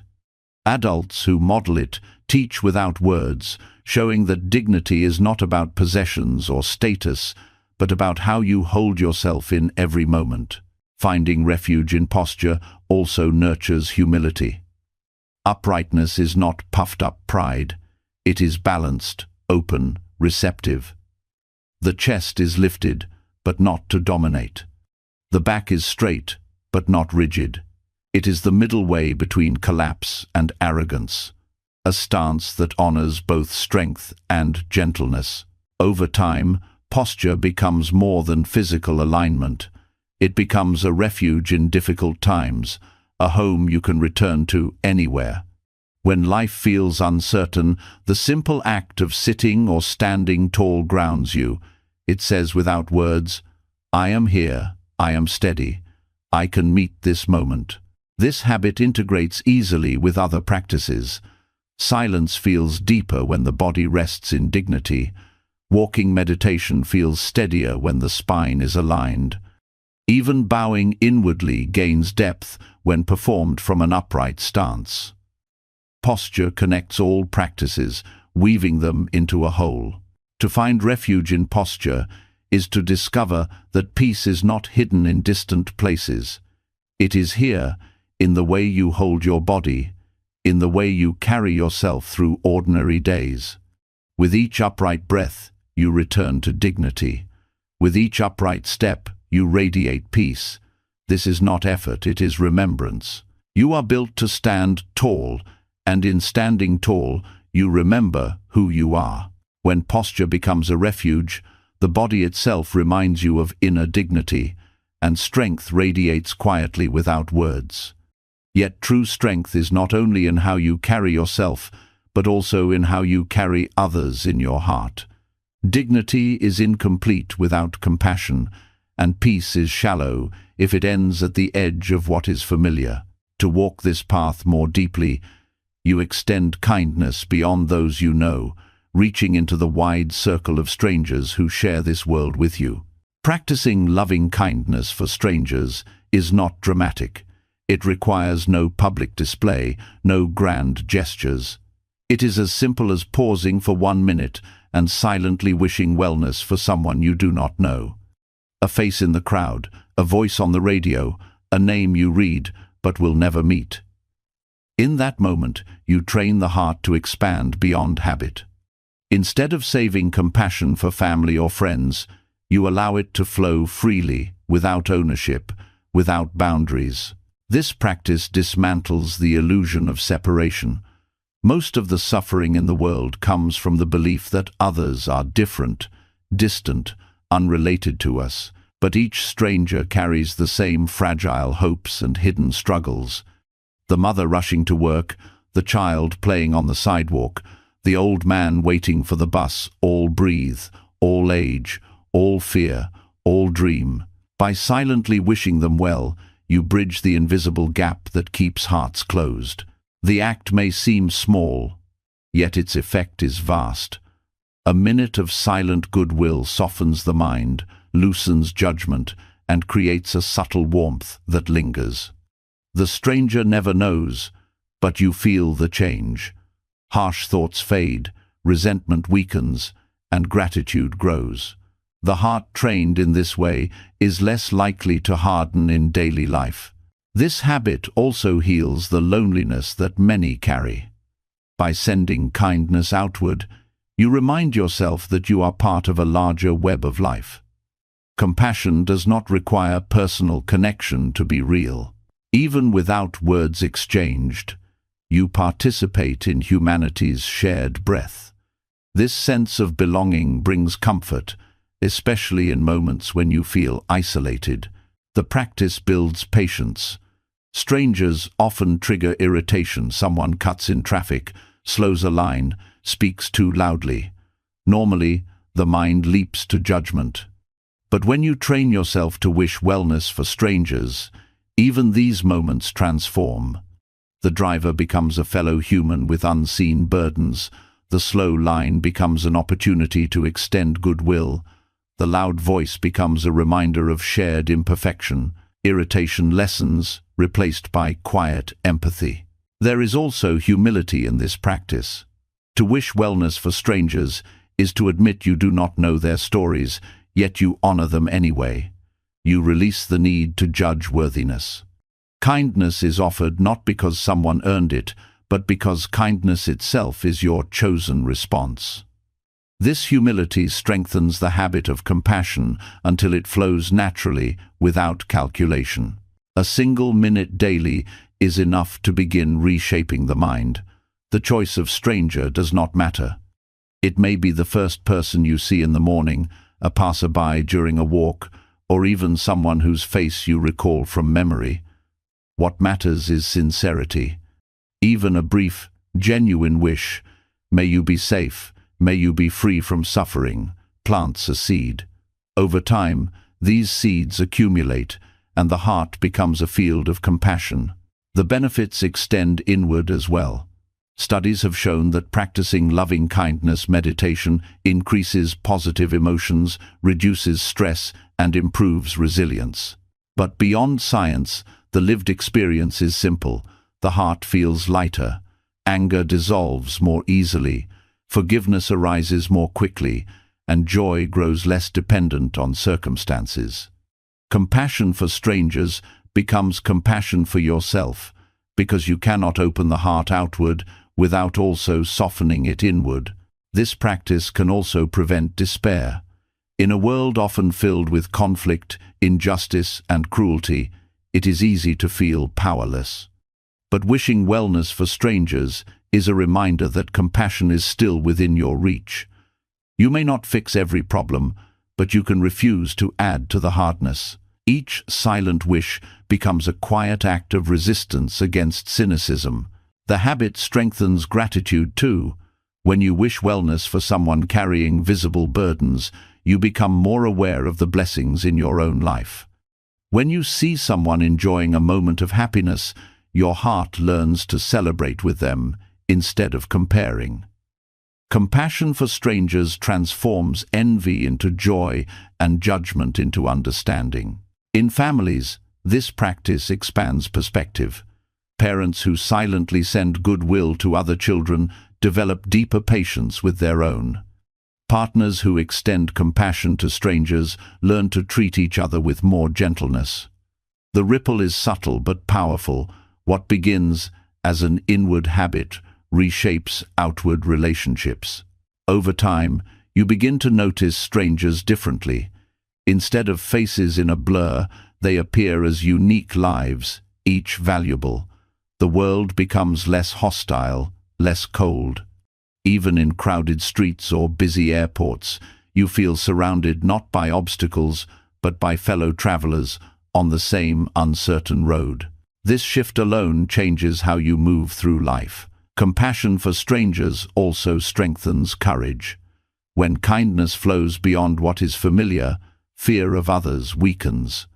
The unknown no longer feels threatening. You meet difference with openness rather than suspicion. This courage is quiet but steady. It allows you to step into diverse spaces without shrinking, because the heart has already practiced meeting strangers with goodwill. The practice does not require perfect mood or ideal setting. Even on days when you feel tired or discouraged, the act of sending a simple wish outward can soften your own heaviness. Sometimes the compassion you offer becomes the compassion you need. This reciprocity is not forced. It arises naturally when the heart learns to open. Finding 1 minute daily may seem insignificant, but over weeks and months, the effect accumulates. Compassion becomes less of a choice and more of a reflex. Judgment still arises, but it passes more quickly. Irritation still sparks, but it is cooled by empathy. You begin to live in a field of goodwill that touches every encounter, known or unknown. Practicing loving kindness for strangers is one of the simplest yet most profound habits. It requires no special tools, no external approval, no recognition. Yet it changes how you see yourself, how you see others, and how you see the world. By dedicating even a minute a day to silently wishing wellness for those beyond your circle, you expand the heart until compassion becomes limitless. And when compassion becomes limitless, peace is no longer fragile, it is unshakable. Extending kindness to strangers opens the heart beyond the limits of what is familiar. But even as compassion grows, daily life still tests us with constant interruptions, sounds that tug at our attention and stir irritation. Noise often feels like an enemy, yet sound itself is not the problem. It is the way the mind resists it, labeling it as disturbance, that causes unrest. When you shift perspective, every sound becomes a teacher. Instead of fighting noise, you can receive it as a bell of mindfulness, a reminder to return to the breath, to return to yourself. The world is filled with sound, and most of it arrives uninvited. Car horns cut through traffic, phones demand attention with sharp rings, doors slam, dogs bark, neighbors shout. These are usually seen as intrusions, pulling you out of peace. But if each sound is treated as a bell, then nothing interrupts. Practice, everything, deepens it. A bell calls you back, not away. With this shift, the very fabric of life becomes a field of mindfulness. Treating sounds as bells is powerful because it transforms the unavoidable into the useful.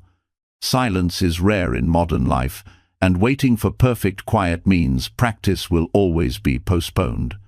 But sound is constant, which means reminders are constant. Every horn, every ring, every laugh or cry becomes a signal to pause and breathe. Instead of resenting noise, you learn to welcome it as support. This practice trains the mind to release reactivity. Normally, noise produces irritation. A loud horn creates anger, a phone ring creates anxiety, a neighbor's music creates resentment. But when sound becomes a bell, irritation weakens. The same horn, ring, or music now becomes a doorway to presence.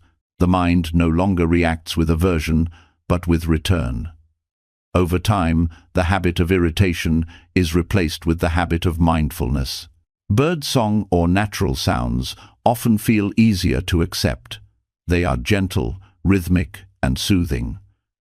But the true training lies in the harsher sounds, the ones that usually provoke resistance.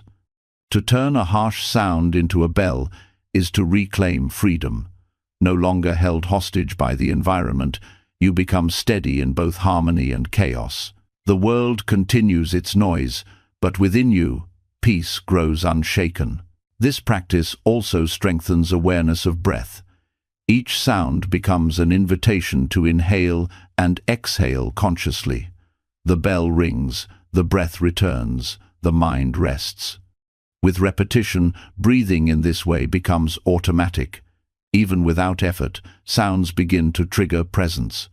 The environment itself becomes your meditation partner, guiding you back whenever you drift. The habit reshapes how you move through crowded or noisy spaces. Streets, offices, airports, restaurants, all filled with sound, become places of practice instead of stress. Where others feel agitation, you feel reminders. This shift not only protects your peace, but also radiates calm to those around you. Your steadiness becomes an anchor in environments where most are restless. In families, this practice prevents conflict from escalating. A loud voice, a slammed door, a crying child, normally these might spark quick reactions. But if treated as bells, they instead trigger mindful pauses. In that pause, the urge to react softens and patience arises. Many arguments dissolve before they begin, simply because sound was met with breath rather than anger. This habit also teaches acceptance. Sound is one of the clearest examples of impermanence. It arises, lingers, and fades on its own. By listening deeply, you learn to experience this rise and fall without clinging or resisting. This acceptance extends to other aspects of life. Just as sounds come and go, so do emotions, thoughts, and situations. The bell practice becomes training for living with impermanence. Over time, this approach creates a subtle joy. Sounds that once felt hostile become companions.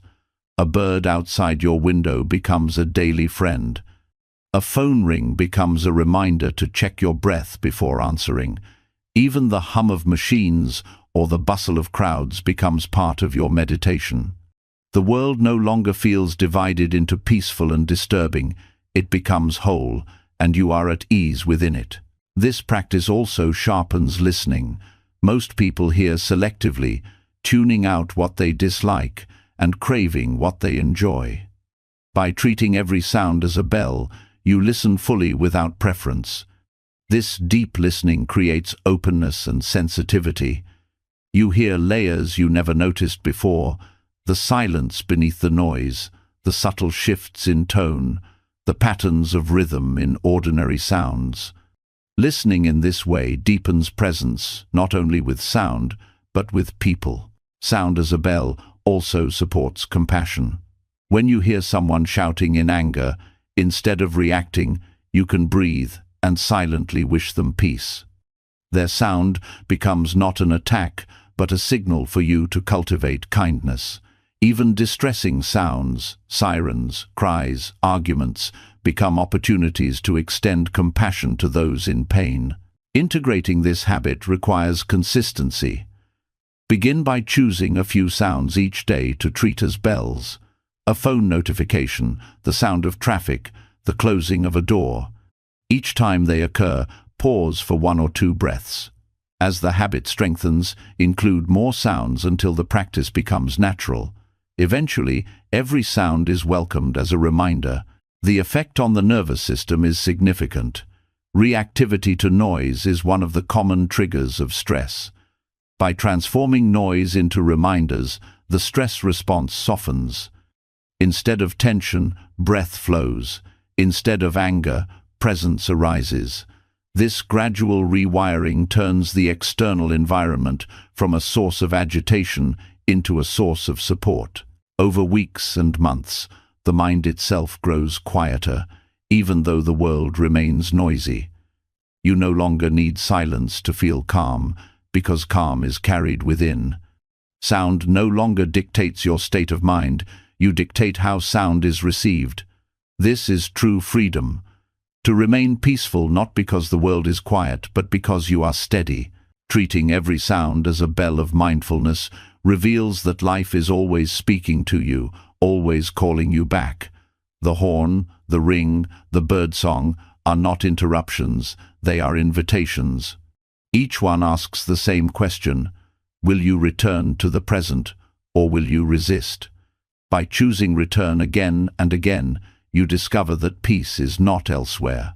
It is here, carried on every wave of sound, waiting for you to listen. When every sound becomes a bell of mindfulness, the world itself feels like a teacher, calling you back to presence again and again. Yet presence deepens further when you bring the body into contact with the ground. Sounds guide the mind to awareness, but the earth grounds the whole being, reminding you where you belong. Touching the earth with your hands or forehead is more than a gesture, it is a ritual of humility, a daily act of surrender to the truth that you are part of something vast, something ancient, something that holds you long before you could hold yourself. To bow and touch the earth is to remember that life is not carried by your effort alone. Beneath you is soil that has held every ancestor, every tree, every river, every living being. The earth is silent, patient, and generous. When your skin meets its surface, the illusion of separateness dissolves. You are reminded that the same ground that holds the roots of trees also supports your bones. The same minerals that nourish plants circulate in your blood. The gesture is not symbolic alone, it is physical proof of belonging. This practice cultivates humility. The forehead, often held high in pride or tension, lowers in respect. The hands, often used to grasp and control, rest gently on the soil. These movements teach the body what the mind often forgets, that strength is not domination, but reverence. Humility here is not humiliation. It is the recognition that greatness is shared with all of life, that dignity grows when it bows.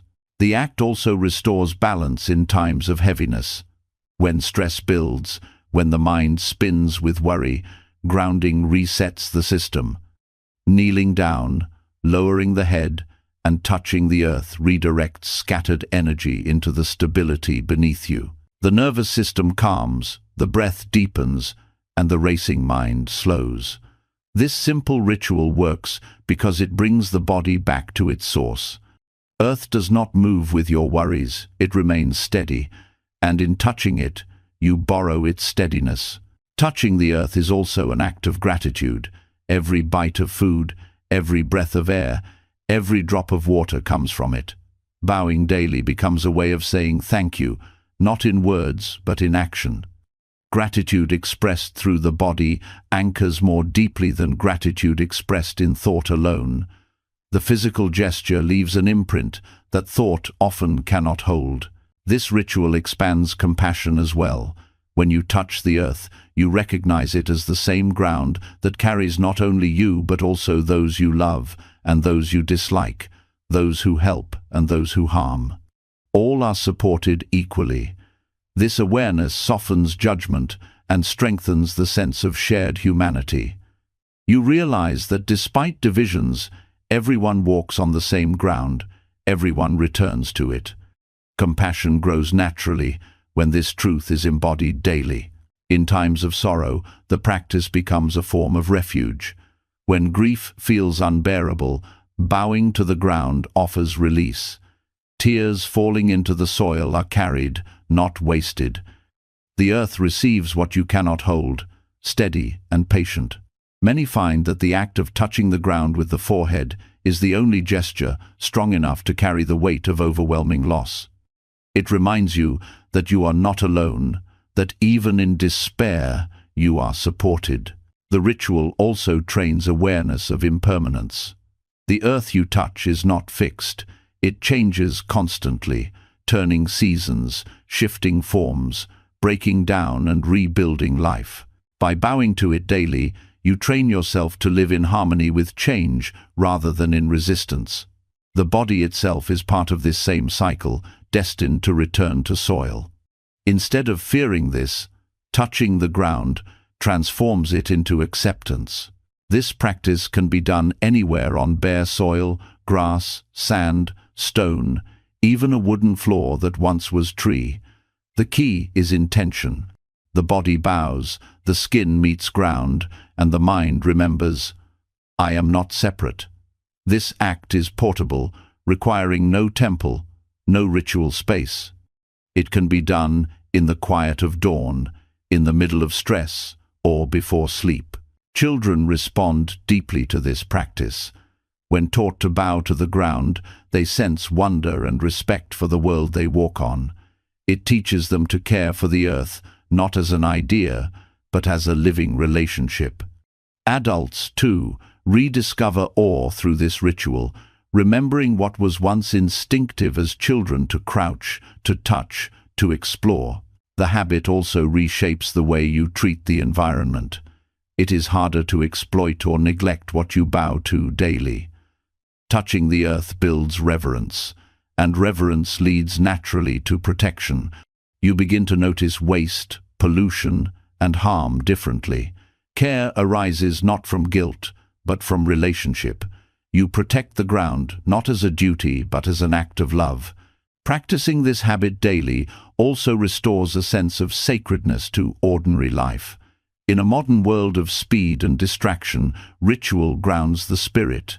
To bow each day is to step briefly out of the rush and into reverence. This transforms the ordinary into sacred, reminding you that spirituality does not only live in words or thoughts, but in the way you meet the ground that carries you. Touching the earth can also be linked with breath. As the forehead lowers, inhale deeply. As the hands rest, exhale fully. This synchrony of breath and gesture creates a rhythm of surrender. Each breath becomes an offering, each exhale a release of tension into the soil. The earth absorbs what you let go, and you rise lighter, steadier, more at peace. The practice also nourishes courage. Bowing does not mean weakness. It requires strength to lower yourself willingly, to set aside ego and pride. Each time you bow, you affirm that humility is not defeat, but freedom. Courage grows from this freedom, because the one who bows to the earth fears no loss of dignity. Dignity is already secure in reverence. Over time, the ritual becomes a reminder that home is not only a building or a place, but the ground itself. Wherever you go, touching the earth reconnects you. In unfamiliar spaces, in stressful times, in moments of uncertainty, the ground remains the same support. Bowing reminds you that you carry home beneath your feet. When integrated with other practices, this habit creates harmony. Silence deepens when the body bows. Walking feels steadier when rooted in earth. Compassion for strangers grows when you recognize that all walk the same ground. The practice is not separate from the rest, it ties them together, rooting them in the most basic truth. You belong to the earth, and it belongs to you. Touching the earth with hands or forehead is not just ritual but medicine. It calms the restless mind, grounds the scattered body, and opens the closed heart. It is a daily act of humility, gratitude, and connection. With each bow, you remember your place not above, not separate, but within.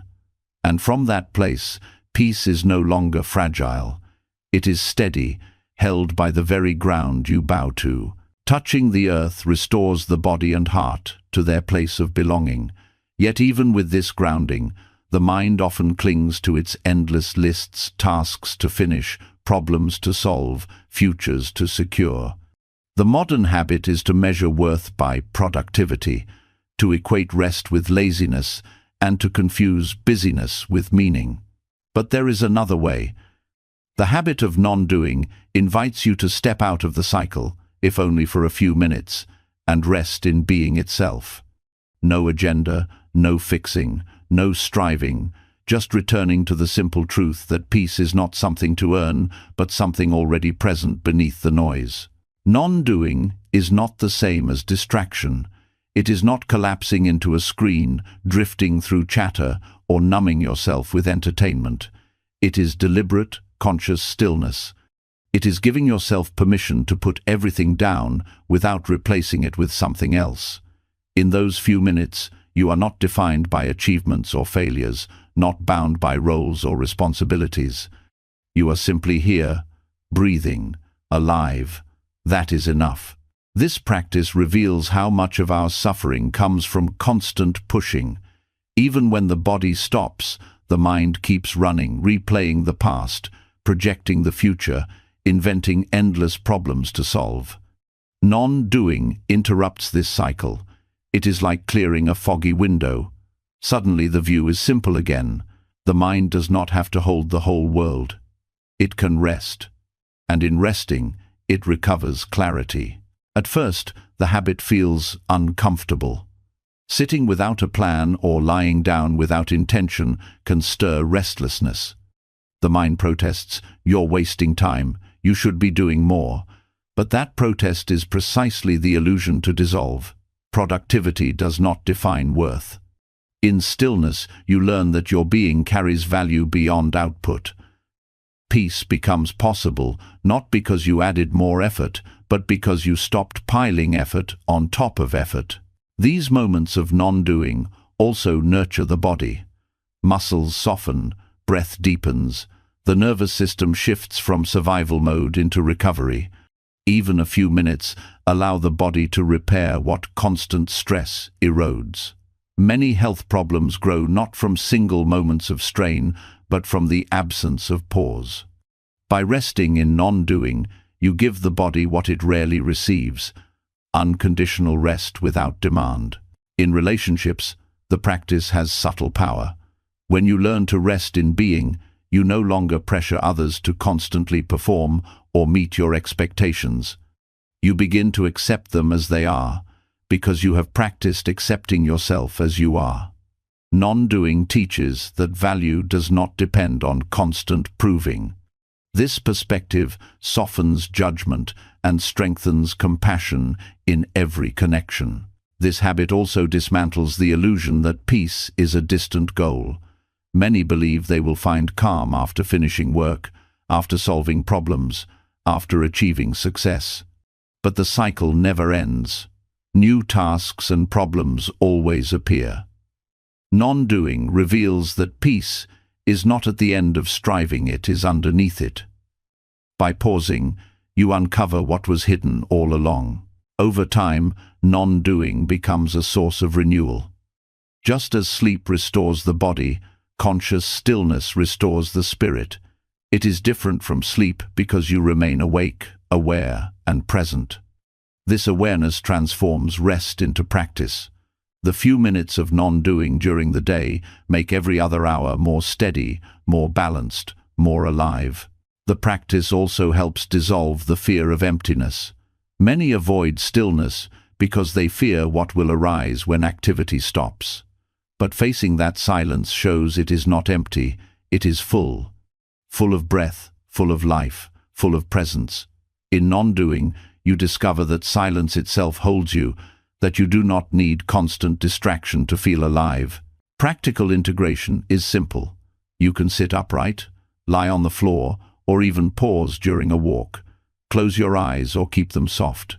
Drop the need to accomplish, even the need to meditate correctly. Allow thoughts to come and go without following them. Return gently to breath or body when pulled away. 2 or 3 minutes are enough to begin. What matters is not length but sincerity. The mind gradually learns that it does not have to chase every thought. This is freedom. Instead of being dragged by every demand, you realize you can stop, breathe, and simply be. The more often you practice, the easier it becomes to rest in being, even in the middle of activity. Non-doing is not only for quiet spaces, it becomes a refuge carried within you. Non-doing also nurtures creativity. Many insights appear not during forced thinking, but during pauses when the mind relaxes. By stepping away from constant effort, the subconscious reveals connections and solutions that strain had hidden. Stillness gives space for newness to emerge. The habit of non-doing is not a waste of time, it is fertile ground for inspiration. This practice also teaches humility. By pausing, you admit that the world does not collapse if you stop for a moment. Life continues, and peace is not dependent on your constant control. This humility is liberating. It releases the illusion that you must hold everything together.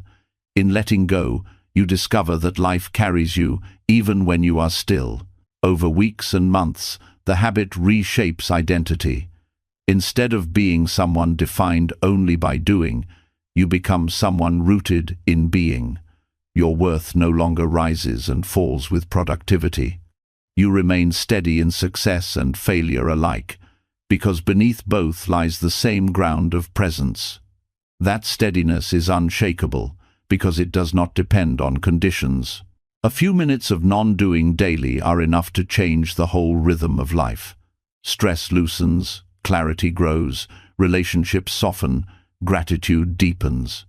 You discover that rest is not indulgence but necessity, not weakness but strength.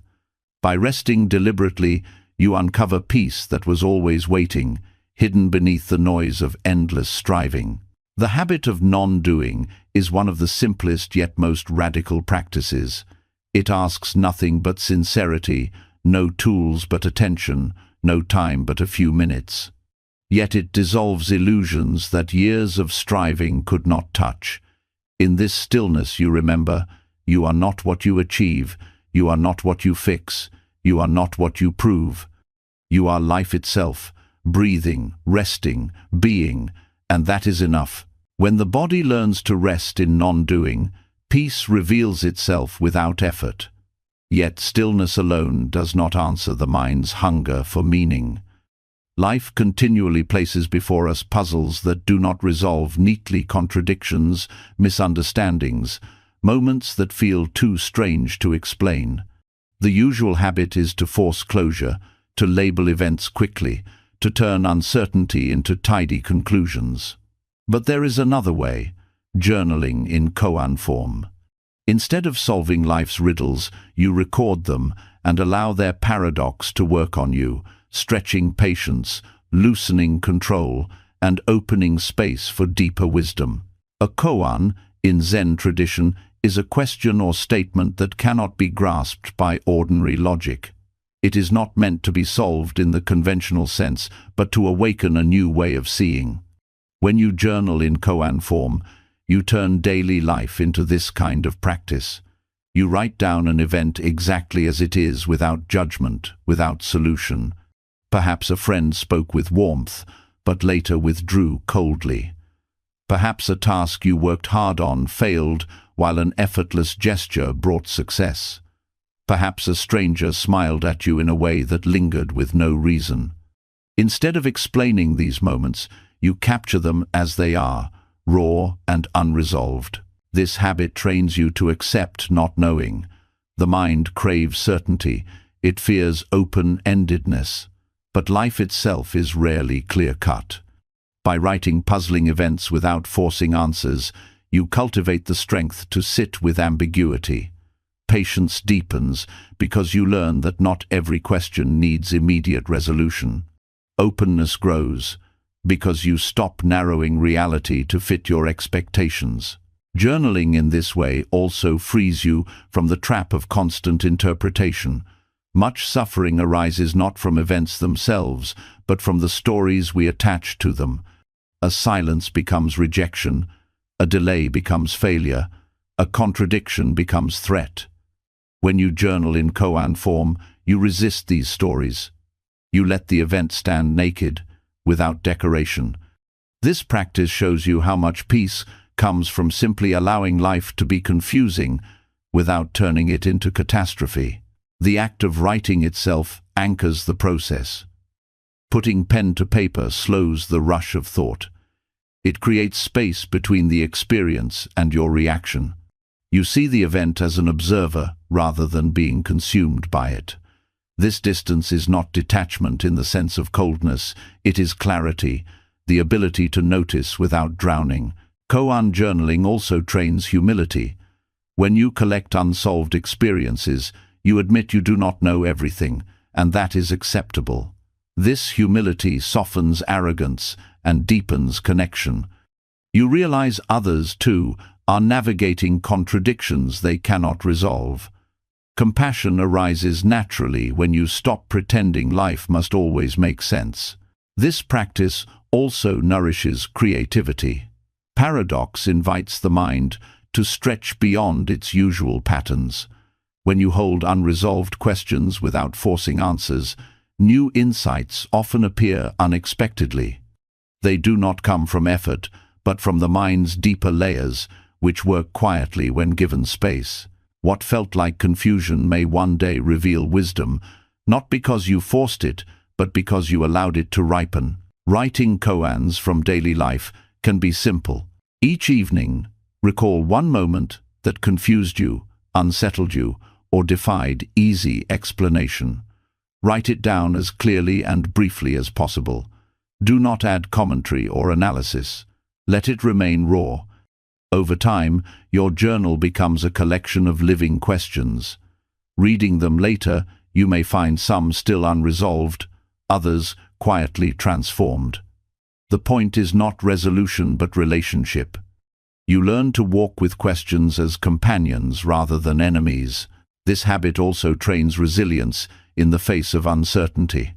Modern life often demands answers at work, in relationships, in self-understanding. Not knowing is seen as weakness. But journaling in koan form reframes not knowing as strength. It teaches that uncertainty is fertile ground, not a void. When life surprises you, instead of panicking, you recognize the familiar territory of paradox. You are already practiced in holding contradictions without collapse. Koan journaling also changes the way you remember your life. Instead of keeping a record of only clear achievements and failures, you preserve the mystery. Your personal story becomes less about linear progress and more about depth. This creates a richer relationship with your own past. You see it not as a straight line, but as a tapestry woven of clarity and confusion, both meaningful. The practice deepens spiritual understanding as well. Many traditions teach that truth cannot always be grasped directly. It must be approached through paradox, through surrender of ordinary logic. Journaling in koan form becomes a way of embodying this teaching daily. Each entry is a reminder that wisdom is not about mastering answers, but about living with questions. The emotional benefits are profound.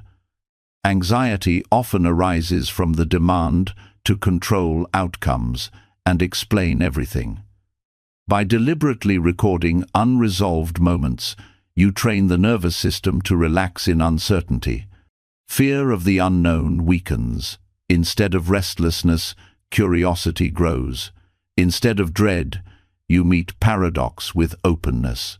In relationships, this practice reduces conflict.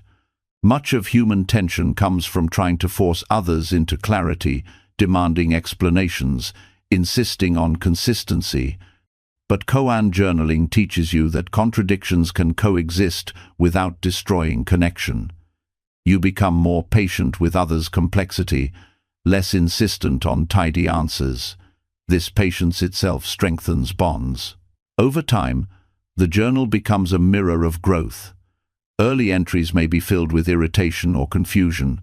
Later ones carry more space, more acceptance. You begin to see that paradox itself is not a flaw but a feature of reality. The practice does not eliminate life's mysteries, it transforms your relationship with them. This habit also cultivates joy. When you stop demanding that life always makes sense, you discover beauty in its unpredictability. The odd glance, the chance encounter, the surprising twist, these become sources of wonder rather than frustration. Journaling in koan form preserves this wonder, reminding you that life is richer when not confined to rigid explanations. Practiced daily, even briefly, this habit reshapes the inner landscape. The mind softens, patience deepens, curiosity grows, humility flourishes. Life stops feeling like a puzzle to be solved and starts feeling like a mystery to be lived. And in that shift, peace arises naturally not from answers, but from openness. Koan journaling is not about clever writing, it is about honesty. A raw event, recorded simply, without judgment, is enough. Over months and years, this practice builds a library of living paradoxes. each one a teacher in its own way. Together, they form a record not of solved problems, but of deepened wisdom. To write one puzzling event daily without solving it is to bow to life's complexity. It is to say, I do not need to control every outcome. I do not need to explain every contradiction. I can live in mystery and still be whole. This truth, lived daily, dissolves restlessness and reveals a peace beyond logic. And from that peace, patience and openness flow into every part of life. Holding paradoxes in your journal without rushing to solve them teaches the heart patience and openness. Yet there is another challenge. The mind often resists finding joy not only in your own blessings, but in the success of others. Where there should be warmth, envy sometimes creeps in. Where there could be celebration, comparison steals the moment. To free the heart from this heaviness, you practice mudita, the deliberate habit of rejoicing in the happiness of others. Each time you do, envy weakens, and a deeper strength of heart grows in its place. Rejoicing in another's joy begins with recognition. Most of the time, we glance at others' success through the lens of ourselves. What we lack, what we wish we had, what we feel denied. This comparison poisons the heart, making another's fortune feel like our misfortune. But when you pause and consciously shift perspective, you see their joy as a gift to the world, not a theft from you. Their laughter does not diminish yours. Their achievement does not erase your path. By acknowledging this, you free yourself from the prison of competition.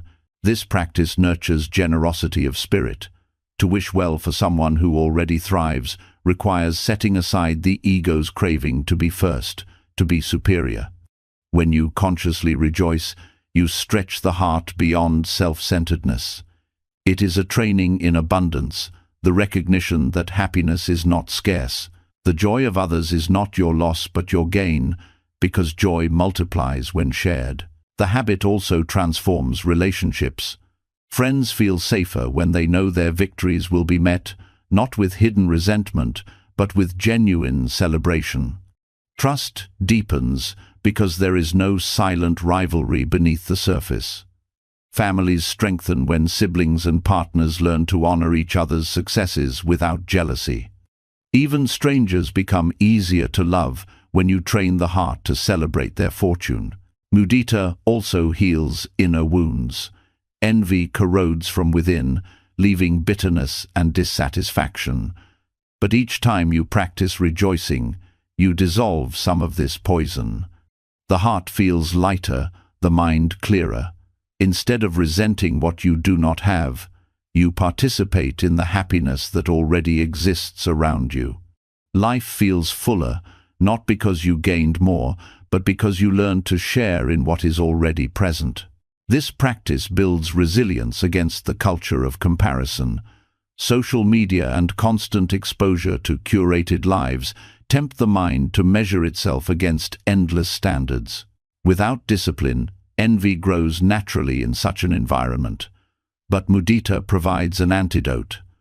When you see a photo of someone's success, you deliberately pause and rejoice for them.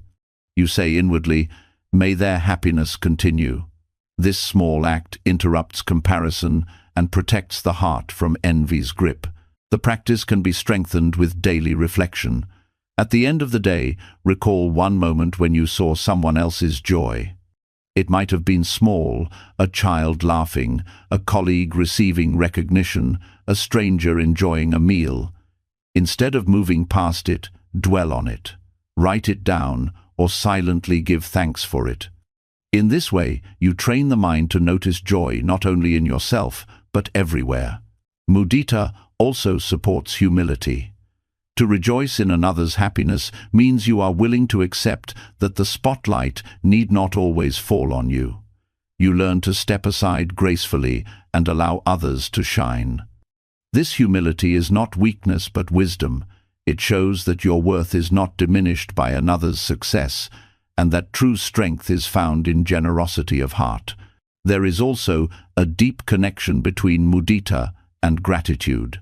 When you celebrate the blessings of others, you naturally become more aware of your own. The mind shifts from scarcity to abundance, from lack to fullness. Gratitude grows not by hoarding, but by sharing. You find yourself more content, less restless, because you see happiness everywhere, not just within. Practicing joy in others' joy also nourishes compassion. You begin to see that everyone deserves happiness, that every moment of joy is precious in a world so often filled with suffering. By celebrating others, you affirm this truth. Compassion and mudita strengthen each other. Compassion softens when others suffer. Mudita uplifts when others thrive. Together, they balance the heart, preventing it from sinking too deeply into sorrow or soaring too high into pride. This habit even reshapes ambition. Instead of striving to outshine others, you strive to grow together. Success becomes less about competition and more about contribution. You measure progress not by being better than others, but by becoming better at supporting and celebrating them. Ambition shifts from self-centered achievement to shared flourishing. The habit can be practiced anywhere, at any time. Waiting in a line, you might see someone ahead receive good news and silently rejoice for them. Walking down a street, you might notice a family enjoying laughter and let your heart share in it. These silent acts accumulate. Each time you rejoice, the heart expands, becoming more resilient, more generous, more alive. Mudita also protects against despair. In difficult times, your own joy may feel scarce, but by participating in the happiness of others, you still taste joy indirectly.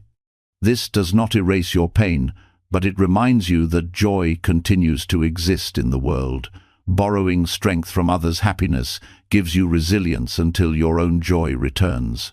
Over months and years, this practice changes identity itself. You stop being someone who measures worth in comparison and become someone who delights in abundance. The heart grows strong, not by guarding against others' success, but by opening to it. The world feels less hostile, less competitive, because you no longer see others as rivals, but as sources of joy. Each day, even a single minute of mudita is enough to begin. The act is simple, but its effect is vast. With practice, envy weakens, bitterness fades, gratitude deepens, and compassion expands. Joy multiplies not by waiting for life to give you more, but by learning to rejoice in what is already given to others. To practice joy in others' joy is to free the heart from scarcity.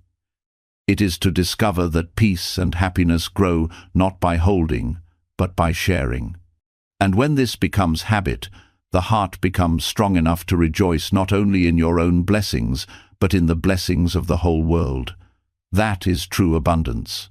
Rejoicing in the happiness of others softens the heart and teaches it to expand beyond comparison. Yet compassion and joy, though vast, still require grounding in the most ordinary acts of living. Nothing is more ordinary and yet more essential than drinking water. We reach for it without thought, rushing past the miracle it holds. To pause before sipping and see water, not only as personal relief, but as the sustenance of all life, is to turn a simple act into meditation. This habit transforms survival into reverence, routine into awareness, and each sip into a reminder of interconnectedness. Water is not merely liquid, it is continuity. It has cycled through clouds, rivers, soil, and veins for billions of years. The same molecules that quench your thirst may once have flowed through ancient forests, oceans, or even the bodies of ancestors. To drink with mindfulness is to recognize this continuity and to feel yourself not separate, but part of a living system that stretches far beyond the self. This awareness nurtures humility. You no longer see the glass of water as yours alone, but as a gift shared across time and space. The pause before drinking is crucial. Without it, the act remains mechanical, unnoticed. With it, you open a doorway into gratitude. In that moment, You can recall the rainfall that nourished reservoirs, the rivers that carried it, the unseen people who purified and delivered it. A sip becomes an encounter with countless lives and efforts. This is not abstraction, it is reality made visible by attention.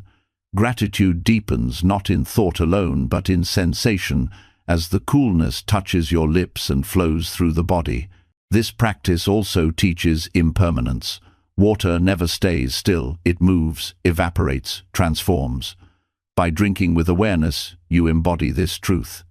What enters your body today will leave tomorrow, to return again in another form. The sip itself is a lesson in flow.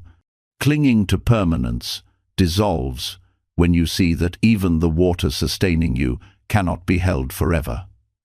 This recognition softens the fear of change and helps you trust the rhythm of life. Drinking water as meditation strengthens presence. The mind often wanders during ordinary tasks, chasing worries or replaying memories. By focusing fully on the sip, you train the mind to rest in now. The temperature, the texture, the sensation of swallowing all become anchors to the present. Each sip becomes as sacred as a bell calling you back to yourself. Over time, this habit extends beyond water to other routines, turning the ordinary into continuous practice. This habit also reshapes the relationship with the body. Instead of treating thirst as annoyance, you meet it as communication. The body asks, and you respond with care. Drinking with awareness honors this relationship, reminding you that the body is not an obstacle to peace, but its vessel. By respecting it through mindful nourishment, you align inner and outer life. The practice naturally leads to compassion. As you pause before drinking, you may recall that countless beings struggle for the same water. In many places, access is scarce, and people walk miles for a fraction of what you take for granted. This awareness is not meant to burden, but to awaken generosity. Gratitude for what you have can inspire care for those who lack, creating a bridge between mindfulness and action. Water meditation also connects you to the natural world. When you sip slowly, you taste the rain, the rivers, the oceans condensed into clouds. You remember that every tree, every animal, every insect relies on this same substance. Life itself is woven through water. By drinking with reverence, you remind yourself that harming the earth is harming your own veins, because the cycle is one. This recognition fosters responsibility for the environment, not as theory but as lived experience. Over time, this practice transforms scarcity into abundance.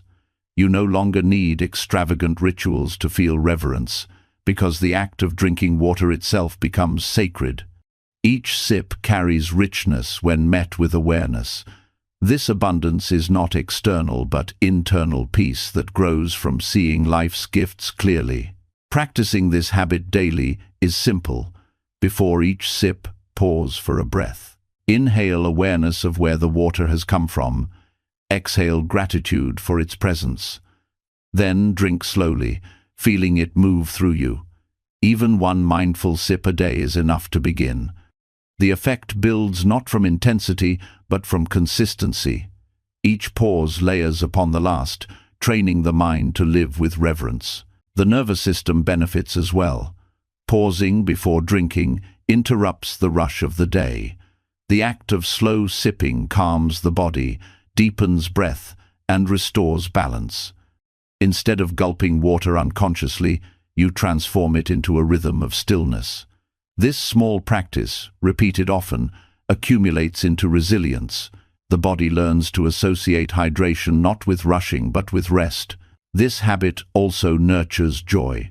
The simple sensation of water can bring delight when met with presence. The coolness, the freshness, the relief of thirst all become small but profound pleasures. Joy arises not from extraordinary experiences but from rediscovering the beauty of the ordinary. By drinking with awareness, you train yourself to see joy everywhere. In relationships, this practice radiates outward. When you cultivate gratitude for the simplest necessities, you become more patient with others. Irritation weakens because your perspective shifts from entitlement to appreciation. Conversations soften, conflicts ease, and compassion becomes easier to sustain. The inner peace built from mindful drinking flows into the way you treat people. The practice also protects against restlessness. When life feels overwhelming, pausing to drink water with awareness becomes a reset. It reminds you that survival is already supported, that in this moment you are sustained. This interrupts the spiral of anxiety and restores perspective. The act itself becomes a grounding ritual, like touching the earth with your lips instead of your hands. Over months and years, this habit deepens into wisdom. You begin to see that life is not separate from practice, it is practice. Every sip, every breath, every step becomes a chance to awaken. Water, the simplest of gifts, becomes your teacher, showing you gratitude, impermanence, presence, compassion, and joy. To drink water as meditation is to reclaim the sacredness of life hidden in plain sight. It is to remember that peace is uncovered not by adding more, but by meeting what already exists with awareness. Each sip says, "Life flows, life sustains, life connects us all." And when you live with this truth daily, reverence is no longer an occasional feeling, it becomes the way you move through the world. Sipping water with awareness teaches you that life's simplest acts can carry depth when met with reverence. But the same mind that can pause with gratitude often clutters itself again by nightfall. Thoughts pile up unfinished conversations, small regrets, lingering doubts, and endless lists of what still needs to be done. This accumulation weighs heavier than the tasks themselves, turning rest into struggle. To free the mind, you must learn to release deliberately. Letting go rituals at the end of each day offer this release, teaching the mind that it is safe to put burdens down and trust in rest. Mental clutter builds quietly. A single worry may feel light, but added to dozens of others, it becomes noise that never stops. The mind replays mistakes, invents scenarios, and resists stillness. Without release, sleep becomes shallow, focus weakens, and peace slips away. Letting go rituals interrupt this cycle by giving the mind a symbolic action to mark the transition from carrying to resting. Just as the body washes away dirt in water, the mind learns to wash away its residue. Visualization is one of the most effective tools. At the end of the day, sit quietly and bring to mind the worries you are holding. Picture them as tangible forms, stones, leaves, or written words. Then place them into an element, water, fire, wind, or earth. Watch them dissolve, burn, scatter, or bury. The mind responds to symbols as deeply as it responds to logic. When you see your burdens disappear in imagery, the nervous system begins to release its grip. Water rituals are gentle. You may visualize worries dissolving like ink into a stream, carried away until only clarity remains. This symbolizes flow, reminding you that life moves forward whether you cling or not. Fire rituals are stronger. You may picture your anxieties as paper burning to ash, consumed until nothing remains. This symbolizes transformation, showing you that what once felt heavy can become light. Both forms teach release, each suited to different temperaments. These rituals also strengthen boundaries between day and night. Many people carry work into sleep, conversations into dreams, stress into rest. By creating a nightly act of release, you mark a clear ending. The mind learns that once the ritual is done, the day is closed. This boundary preserves the quality of rest and allows you to wake with renewed clarity. The practice is not avoidance. You are not pretending challenges do not exist. You are teaching the mind to distinguish between what needs attention now and what can wait until tomorrow. This distinction is crucial. Without it, The mind believes it must carry everything at once, never allowing rest. With it, you learn that release is not abandonment, but wisdom, knowing when to hold and when to let go. Physical gestures can strengthen the ritual. Writing down worries on paper and then tearing or burning them provides a concrete act of release. Placing a stone in a bowl of water to represent a burden being set down, or blowing out a candle as a signal that the day's wait is finished, engages the body alongside the mind. These gestures deepen the impression, making the release more real. The habit also trains humility. Letting go means admitting you cannot control everything, that life is larger than your grip. This humility is liberating.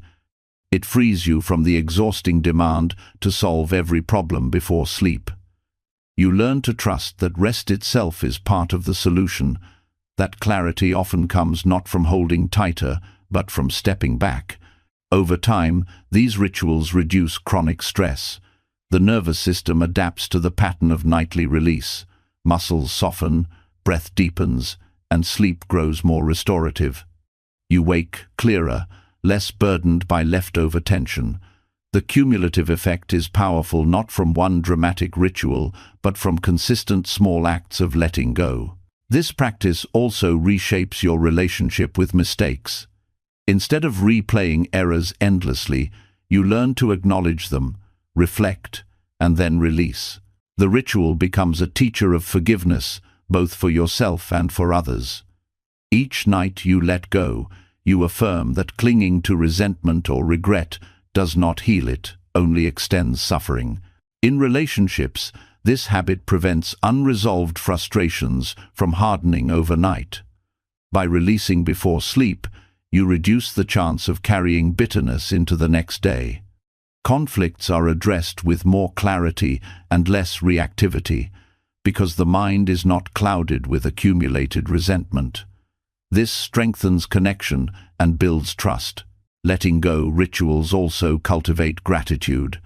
When you release clutter, what remains is often a clearer view of blessings. The mind, freed from noise, notices small joys, the kindness of a word, the comfort of a meal, the warmth of a home. Gratitude arises naturally when space is created for it. These rituals do not have to be long. Even 5 minutes of visualization or symbolic gesture can shift the entire tone of rest. What matters is sincerity and consistency. By repeating the ritual each night, you train the mind in a new habit, releasing instead of clinging. Over weeks and months, this becomes second nature. The practice also teaches impermanence. Every worry you release reminds you that no thought is fixed, no emotion eternal. Just as water carries leaves away, life carries moments forward. This awareness reduces fear, because you no longer believe your current burden defines you forever. You learn that release is always possible. Letting go rituals are also acts of compassion toward yourself. They recognize that the human mind is not built to carry infinite weight. By giving yourself permission to set burdens down, you treat yourself with kindness. This compassion strengthens resilience, making you better able to face challenges when they truly need attention. Over the long term, this habit changes your relationship with control. You discover that peace does not come from solving everything, but from releasing what cannot be solved now. Control is no longer obsession, it becomes discernment. You hold what is useful, release what is not, and trust the rhythm of life to carry you. Reducing mental clutter through nightly letting go rituals is not just about sleep, it is about freedom. It is about teaching the mind that peace is always available when you stop carrying what does not belong to the present. Each ritual becomes a small death of worry and a small birth of calm.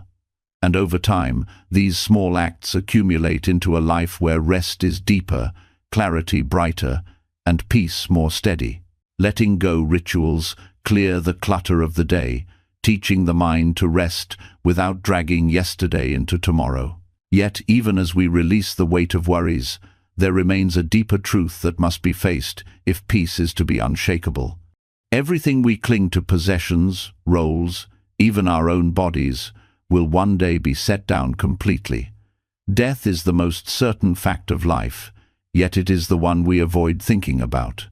To contemplate death daily, not with dread but with clarity, sharpens gratitude, strengthens courage, and places small irritations back into perspective where they belong.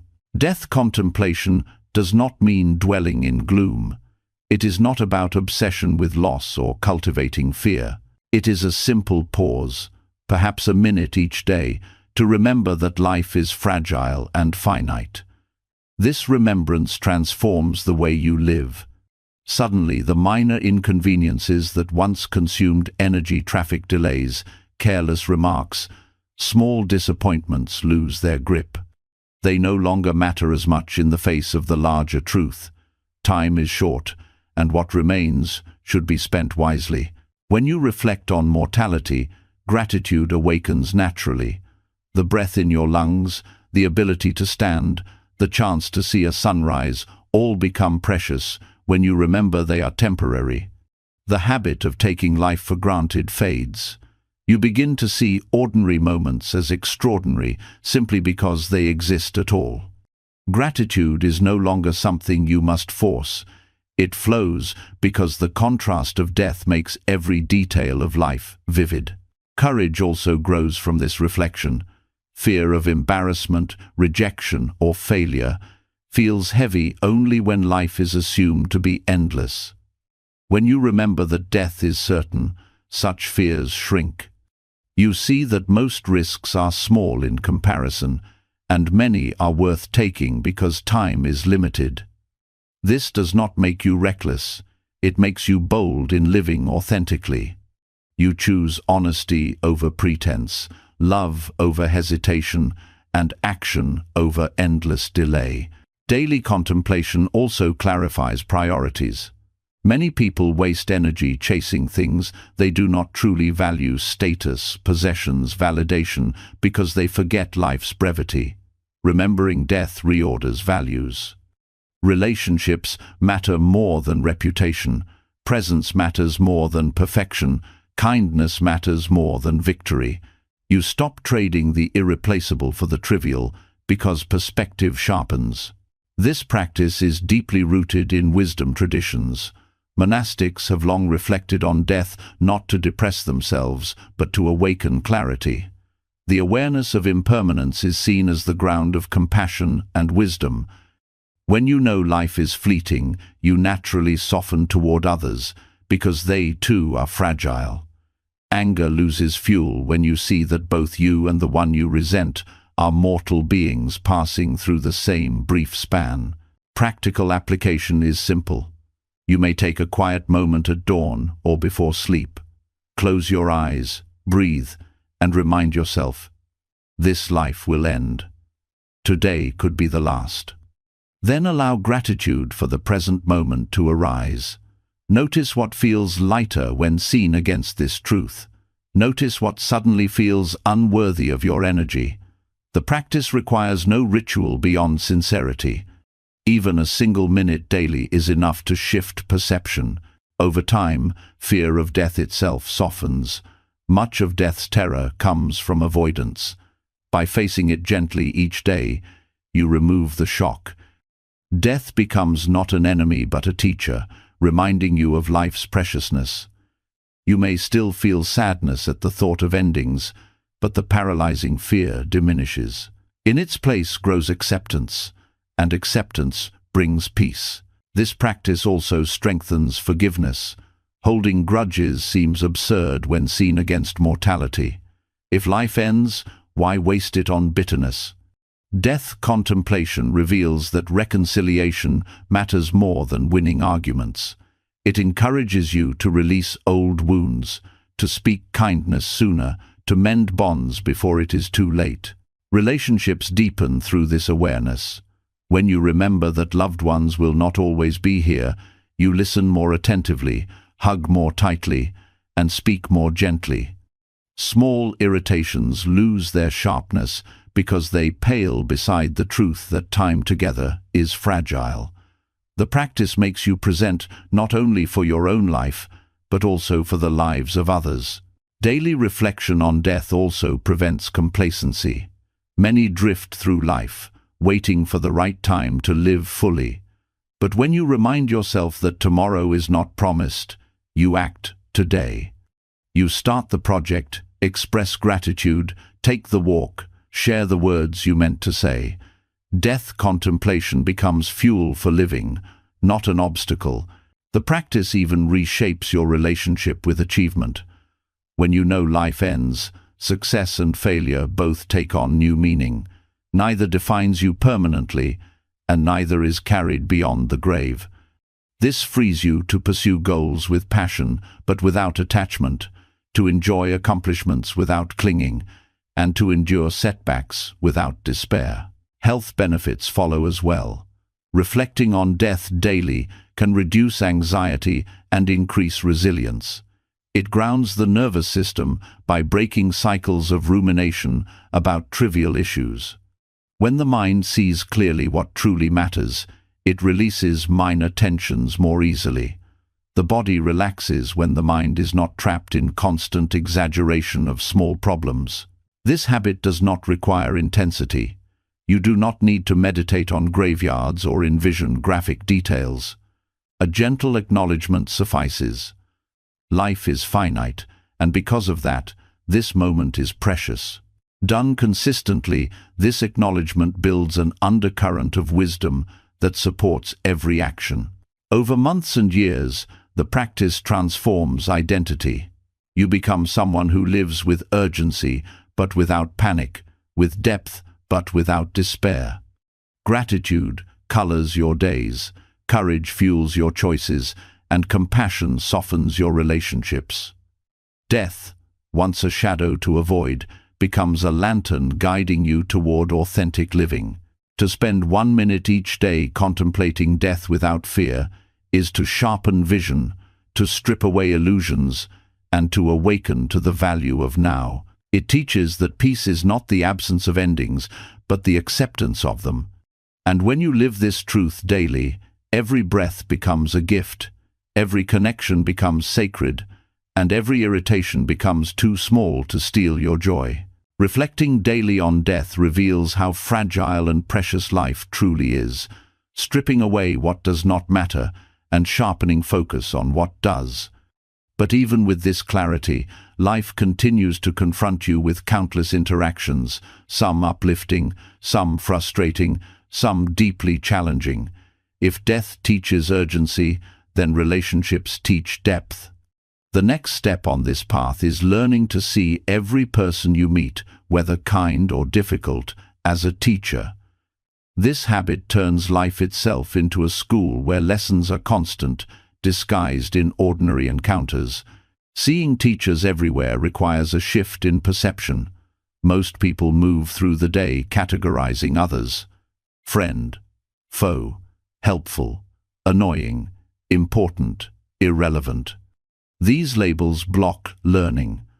But when you begin to view each person as someone carrying a lesson, even the frustrating ones, life becomes richer. A stranger's impatience may teach you patience. A loved one's kindness may teach you love. Someone's harshness may teach you boundaries. Instead of resenting or clinging, you step into curiosity. What can I learn here? This habit nurtures humility. To see everyone as a teacher is to admit you do not already know everything. Children, elders, friends, strangers, all hold wisdom in their actions, whether intentional or not. A child's wonder teaches simplicity. An elder's silence teaches endurance. Even the mistakes of others become mirrors, showing what paths not to follow. Life ceases to feel random because every encounter holds meaning. The practice also transforms conflict. When someone offends you, the instinct is to resist or retaliate. But if you see them as a teacher, the question changes. What is this moment showing me about my triggers? What boundary needs strengthening? What compassion can I practice? The conflict itself becomes less about winning and more about learning. This shift reduces bitterness and strengthens resilience. Teachers appear not only in people you admire, but in those you resist. The co-worker who tests your patience is teaching you to develop calm. The critic who challenges you is teaching you to separate truth from ego. Even those who harm you may inadvertently teach the importance of self-respect and courage. By framing difficulties this way, suffering becomes less wasted, it becomes transformed into growth. This perspective also deepens gratitude. When you realize everyone contributes to your learning, you stop taking encounters for granted. The cashier at the store, the driver on the road, the neighbor you rarely greet, all become part of your spiritual training. Life feels interconnected, not fragmented. Gratitude grows because the ordinary world reveals itself as full of lessons. The habit does not mean blind acceptance of harm. Seeing someone as a teacher does not excuse their actions. It simply means you refuse to leave the encounter empty-handed. Even betrayal can teach you discernment. Even cruelty can teach you the necessity of boundaries. In this way, nothing is wasted. Every experience adds to your understanding, whether joyful or painful. Children naturally embody this practice. They learn from everything, curious and open, unashamed of not knowing. To see teachers everywhere is to recover this childlike openness while combining it with adult wisdom. You stop assuming you already understand and instead approach life with a mind that is willing to be shaped. This habit strengthens compassion. When you see someone as a teacher, you also begin to see their struggles. The impatient driver may be burdened by unseen stress. The rude stranger may be carrying pain. Recognizing this does not excuse their behavior, but it allows compassion to arise alongside learning. The lesson is not only about your own patience, but about seeing the humanity in others. In families, this practice changes dynamics. Parents often think of themselves as teachers, but children also teach parents about patience, about unconditional love, about letting go of control. Partners teach each other daily, sometimes in harmony, sometimes through friction. By acknowledging this, relationships become less about dominance and more about mutual growth. The habit also strengthens self-awareness. Each time someone provokes a reaction in you, it is a signal to look inward. What is being revealed about your attachments, fears, or expectations? People act as mirrors, reflecting parts of yourself you may not notice otherwise. Seeing them as teachers makes you willing to face these reflections rather than avoid them. Over time, this perspective reshapes identity. You no longer see yourself as separate from the flow of life, but as a constant student of it. Every interaction becomes part of training the heart, softening pride, strengthening resilience, deepening love. This mindset keeps you humble, curious, and open, even in old age. Practical application is simple. Each evening, recall a few people you encountered that day. Ask, what did each one teach me? Write it down or reflect quietly. The lessons may be small, a reminder to listen, to slow down, to stand firm. Over weeks and months, you will see patterns emerge. The world itself becomes a vast classroom, and you are always learning. This habit also weakens envy and arrogance.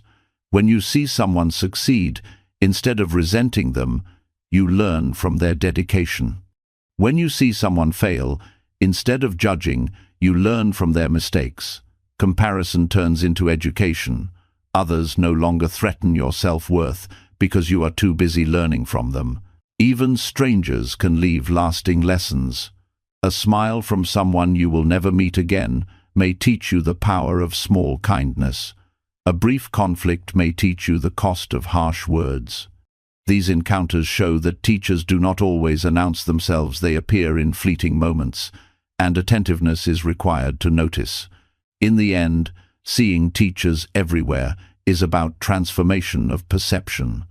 The world no longer feels divided into allies and obstacles, but becomes a continuous field of learning.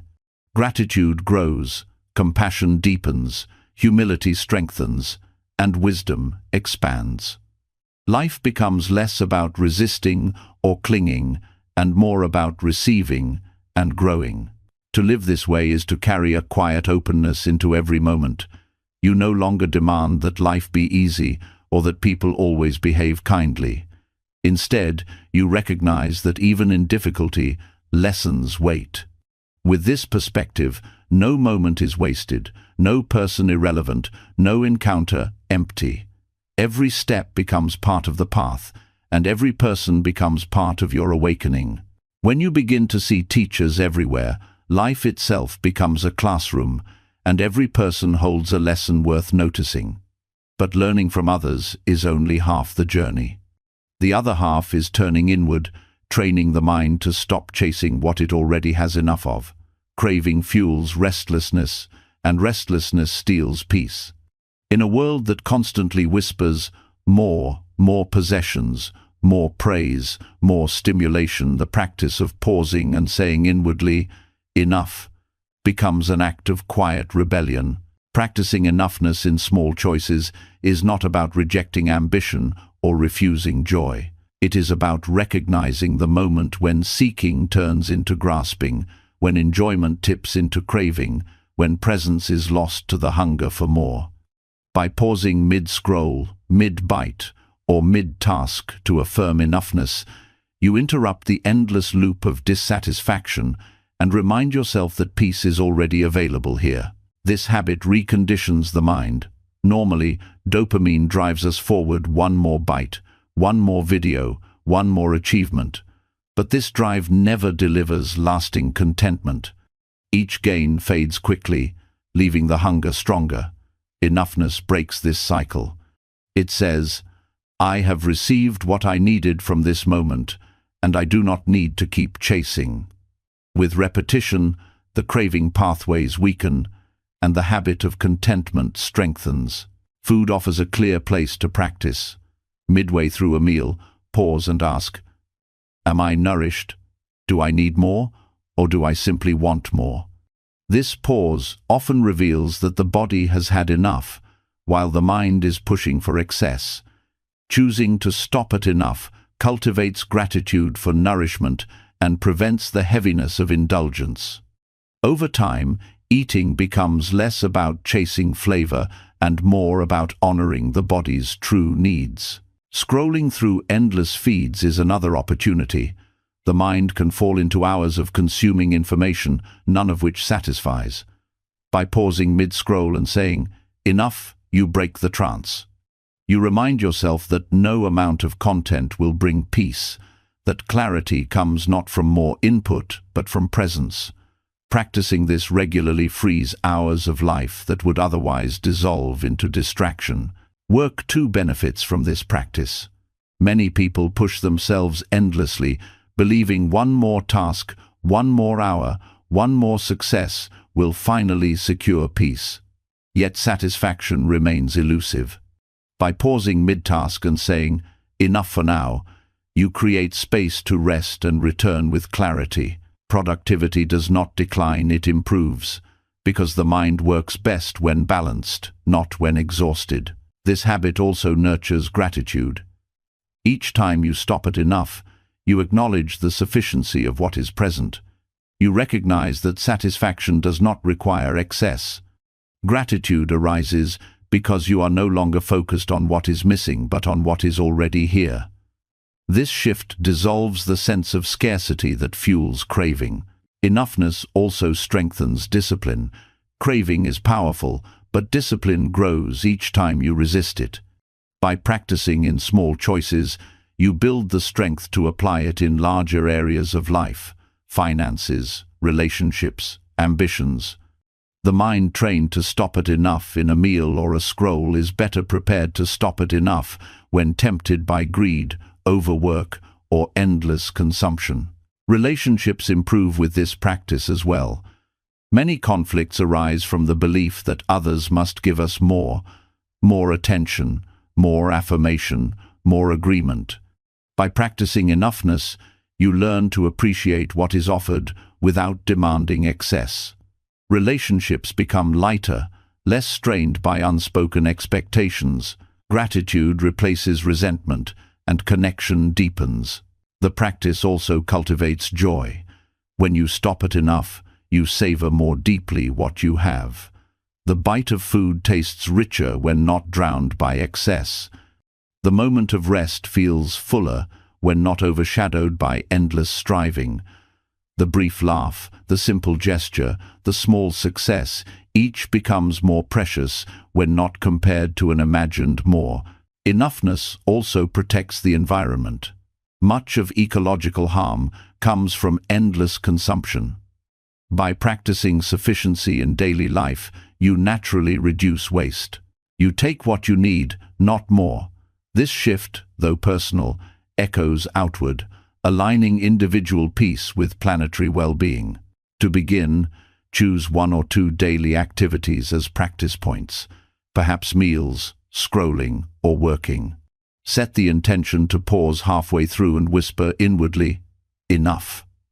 At first, the mind may resist, craving more, but with patience, the habit strengthens. Over time, you will find yourself pausing in other areas, spontaneously conversations, shopping, even thoughts. The habit expands naturally once rooted. The practice also reveals the difference between need and want. Needs are limited: food, rest, safety, connection. Wants are infinite. By pausing to affirm enoughness, you learn to honor needs without being enslaved by wants. This distinction simplifies life, reducing unnecessary stress and clarifying priorities. Enoughness nurtures humility. To say, "Enough," is to admit that you do not need to dominate every experience, consume endlessly, or outshine others. It is to step back and honor the limits of the body, the mind, and the world. This humility softens arrogance and fosters balance. The nervous system benefits as well. Constant craving keeps the body in tension, always leaning forward, never resting. Enoughness allows relaxation. The body shifts from grasping to resting, the breath deepens, and calm returns. Practiced regularly, this habit rewires the nervous system for peace rather than restlessness. Over months and years, the practice reshapes identity. You no longer see yourself as someone defined by endless pursuit, but as someone rooted in sufficiency. You remain ambitious, but ambition is balanced by gratitude. You still enjoy pleasures, but without compulsion. You carry an inner steadiness that external abundance cannot provide, and external scarcity cannot take away. Practicing enoughness in small choices is not denial, it is liberation. It frees you from the cycle of craving, from the endless whisper of more. It teaches that peace is not found in the next bite, the next scroll, the next task, but in recognizing the sufficiency of this moment. And when this becomes habit, life itself feels lighter, calmer, and infinitely more abundant. When the mind learns the practice of enoughness, craving loosens its grip and the heart rests in sufficiency. Yet even with this discipline, there remain moments that test peace, most sharply moments of conflict. A single harsh word, a raised tone, a disagreement that strikes deep can unravel calm in seconds. In such moments, the practice is not about stopping desire, but about stopping reaction. The simplest tool, always available, is the breath. By committing to one conscious inhale and exhale before replying in tense conversations, you anchor yourself in awareness and open the door for wisdom to enter, where impulse once ruled. Conflict often escalates, not because of the first word spoken, but because of the second, the third, the chain of replies that build without pause. Each reaction sharpens the fire, each comeback adds fuel. Breath interrupts this chain. A single moment of awareness drawing air into the lungs, feeling it expand, releasing it slowly creates space, and in that space, the mind sees choices. You are no longer dragged by instinct, you are guided by presence. The habit may appear too small to matter, but its strength lies in its simplicity. The nervous system reacts quickly in conflict, sending the body into fight or flight. Breath slows this cascade. Inhaling fully signals safety to the body, releasing tension in muscles and calming the racing heart. Exhaling slowly grounds the mind, shifting it from reactivity to balance. This physical shift creates the possibility of responding with clarity rather than aggression. Using the breath as anchor also trains humility. When you pause, you acknowledge that your immediate reaction is not always the wisest. This humility does not weaken you, it strengthens you.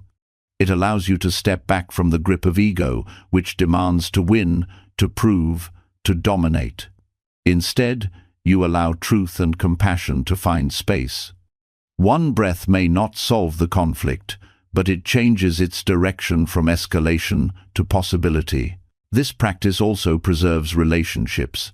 Words spoken in anger leave scars that apologies cannot always heal.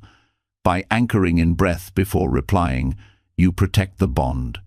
You may still speak firmly, still address wrongs, but without the extra sting of unnecessary cruelty.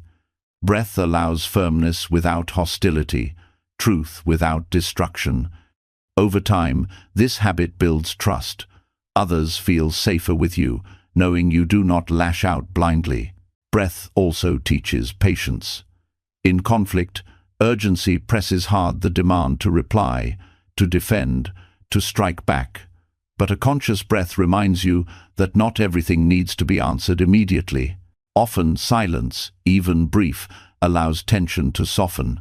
Patience enters where haste once reigned, and with patience, wisdom has a chance to emerge. This habit is not limited to spoken conflict. It applies equally to written words, emails, messages, posts. Before sending, pause for one breath. That breath may save you from regret, from words that cannot be unsent. It may reveal that silence is stronger than reply. It may show you a kinder phrasing, a more truthful expression. In this way, the breath becomes a filter, protecting both you and others from harm. Practicing this daily builds resilience. At first, you may forget, swept away by the heat of emotion. But each time you remember, the habit strengthens. Eventually, the body itself begins to pause naturally, as if breath has become a shield. Conflict still arises, but it no longer controls you. The difference is not that life becomes free of tension, but that you remain free within it. This practice also deepens self-awareness. Conflict often reveals hidden wounds, old fears, pride, insecurities. By pausing with breath, you notice these triggers rather than acting from them unconsciously. You see where the reaction truly comes from, and in seeing, you have the chance to heal. The breath is both anchor and mirror, steadying you while showing you what lies beneath. In families, this habit transforms dynamics. Parents who pause before reacting to children's misbehavior respond with guidance rather than rage. Partners who breathe before replying prevent arguments from spiraling into harm. Even among siblings or friends, the breath cools fire before it spreads. The effect ripples outward, creating homes and communities where conflict no longer means destruction. Breath as anchor also nourishes compassion. In the pause, you not only calm yourself but also see the other more clearly. Behind their harsh words may be fear, pain, or confusion.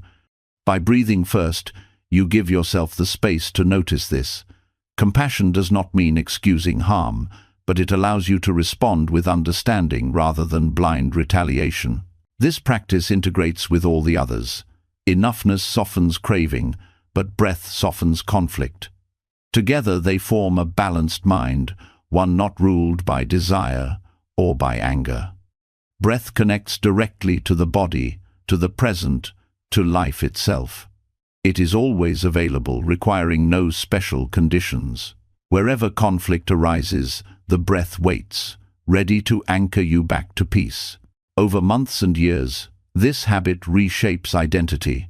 You are no longer someone tossed about by every sharp word or tense exchange. You become steady, grounded, reliable.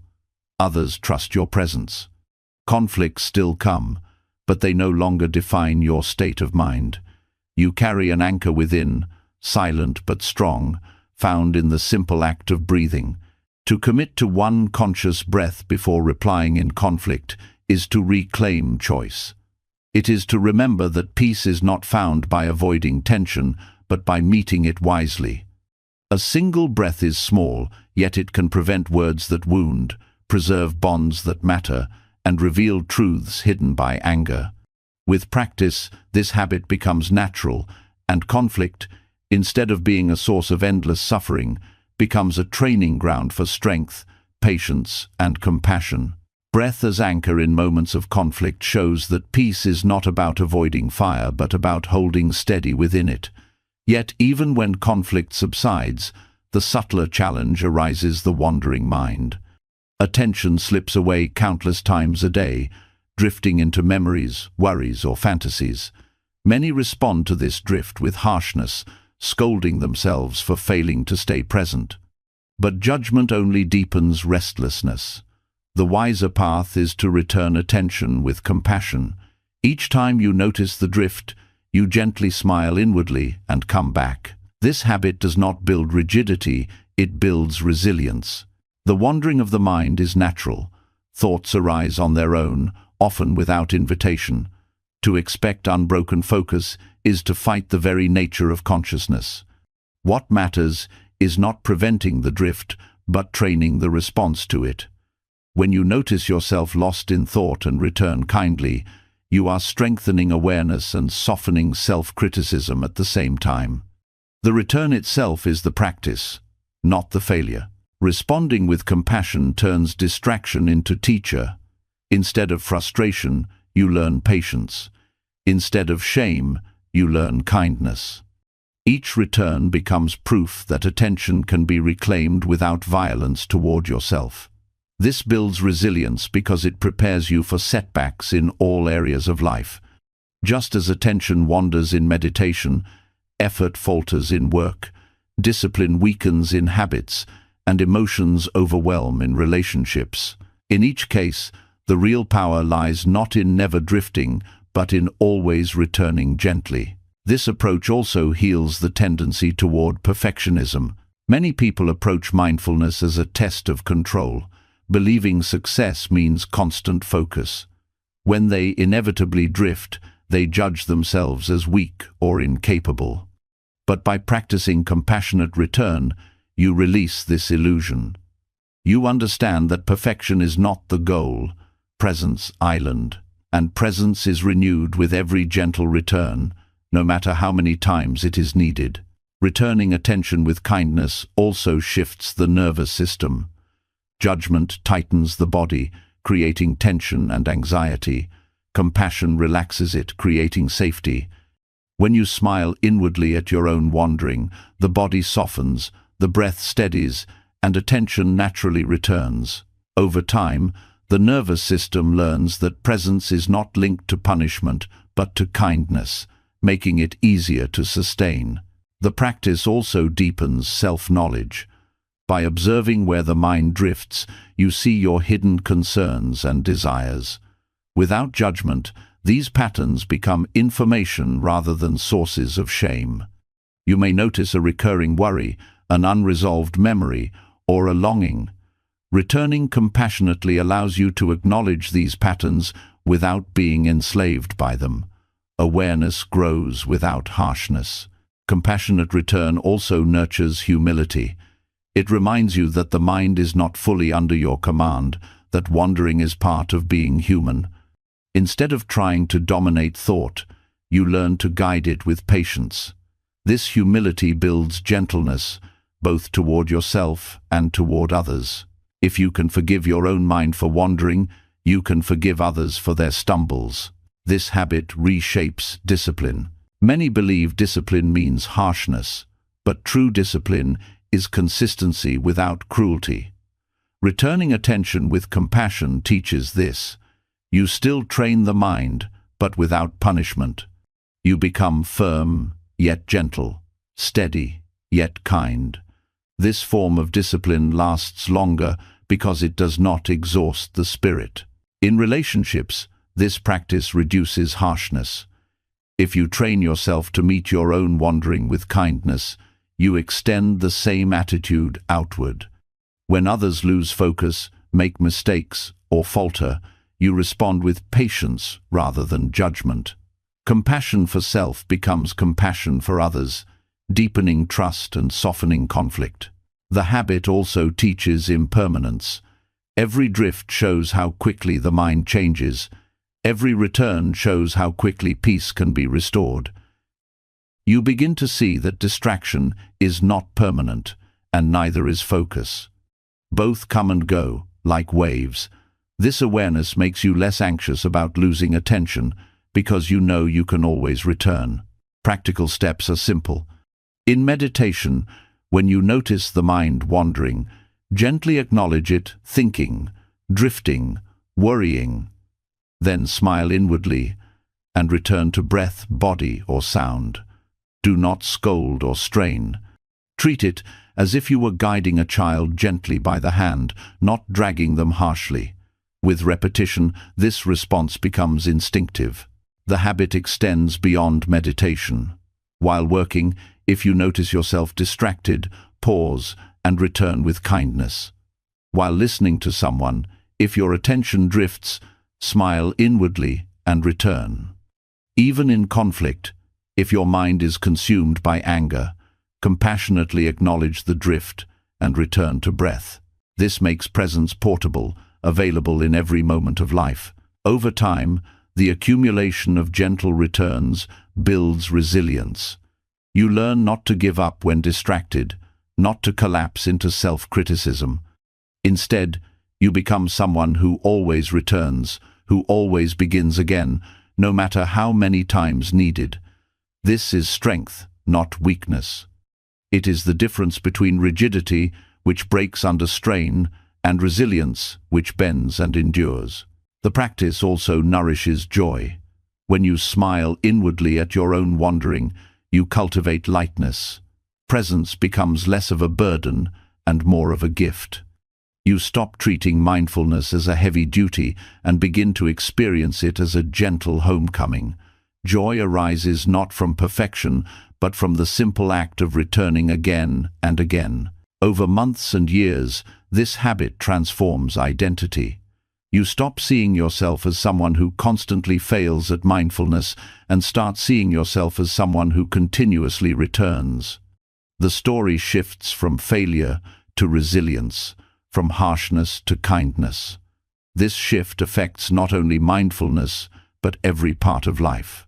Returning lost attention with compassion, not judgment, is a lesson in how to live. It shows that setbacks are not proof of weakness, but opportunities to begin again. It teaches that strength is not rigidity, but gentleness that endures. It reveals that peace is not found in flawless focus, but in the willingness to return, again and again, with kindness. And when this becomes habit, you discover that every drift is not an enemy of mindfulness, it is an invitation to practice. Peace is not something distant waiting for the perfect moment. It is built slowly, in the smallest choices of each day. Letting go of ego in micro-annoyances, eating with reflection, training in impermanence, holding silence, walking with intention, bowing inwardly, pausing words through the three gates, carrying an empty bowl, taking micro-meditations, releasing the second arrow, finding dignity in posture, extending kindness to strangers, hearing sounds as bells, touching the earth, resting in non-doing, journaling paradox, rejoicing in others' joy, drinking water with reverence, letting go of clutter, remembering death, seeing teachers everywhere, practicing enoughness, anchoring breath in conflict, and returning attention with compassion. Each habit is small, but together they shape an unshakable life. Strength is not about force, and peace is not about escape. They grow when you train the mind, soften the heart, and live with awareness in the ordinary. These habits are simple, but practiced daily. They will carry you through storms with calm and guide you into joy that nothing outside can steal. Now I want to hear from you. Which of these habits speaks to you the most, the one you feel ready to begin today? Leave a comment below. I'd love to know how you'll bring these practices into your life. And if you found value here, don't forget to subscribe and turn on the bell so you won't miss the next journey we take together toward peace and strength.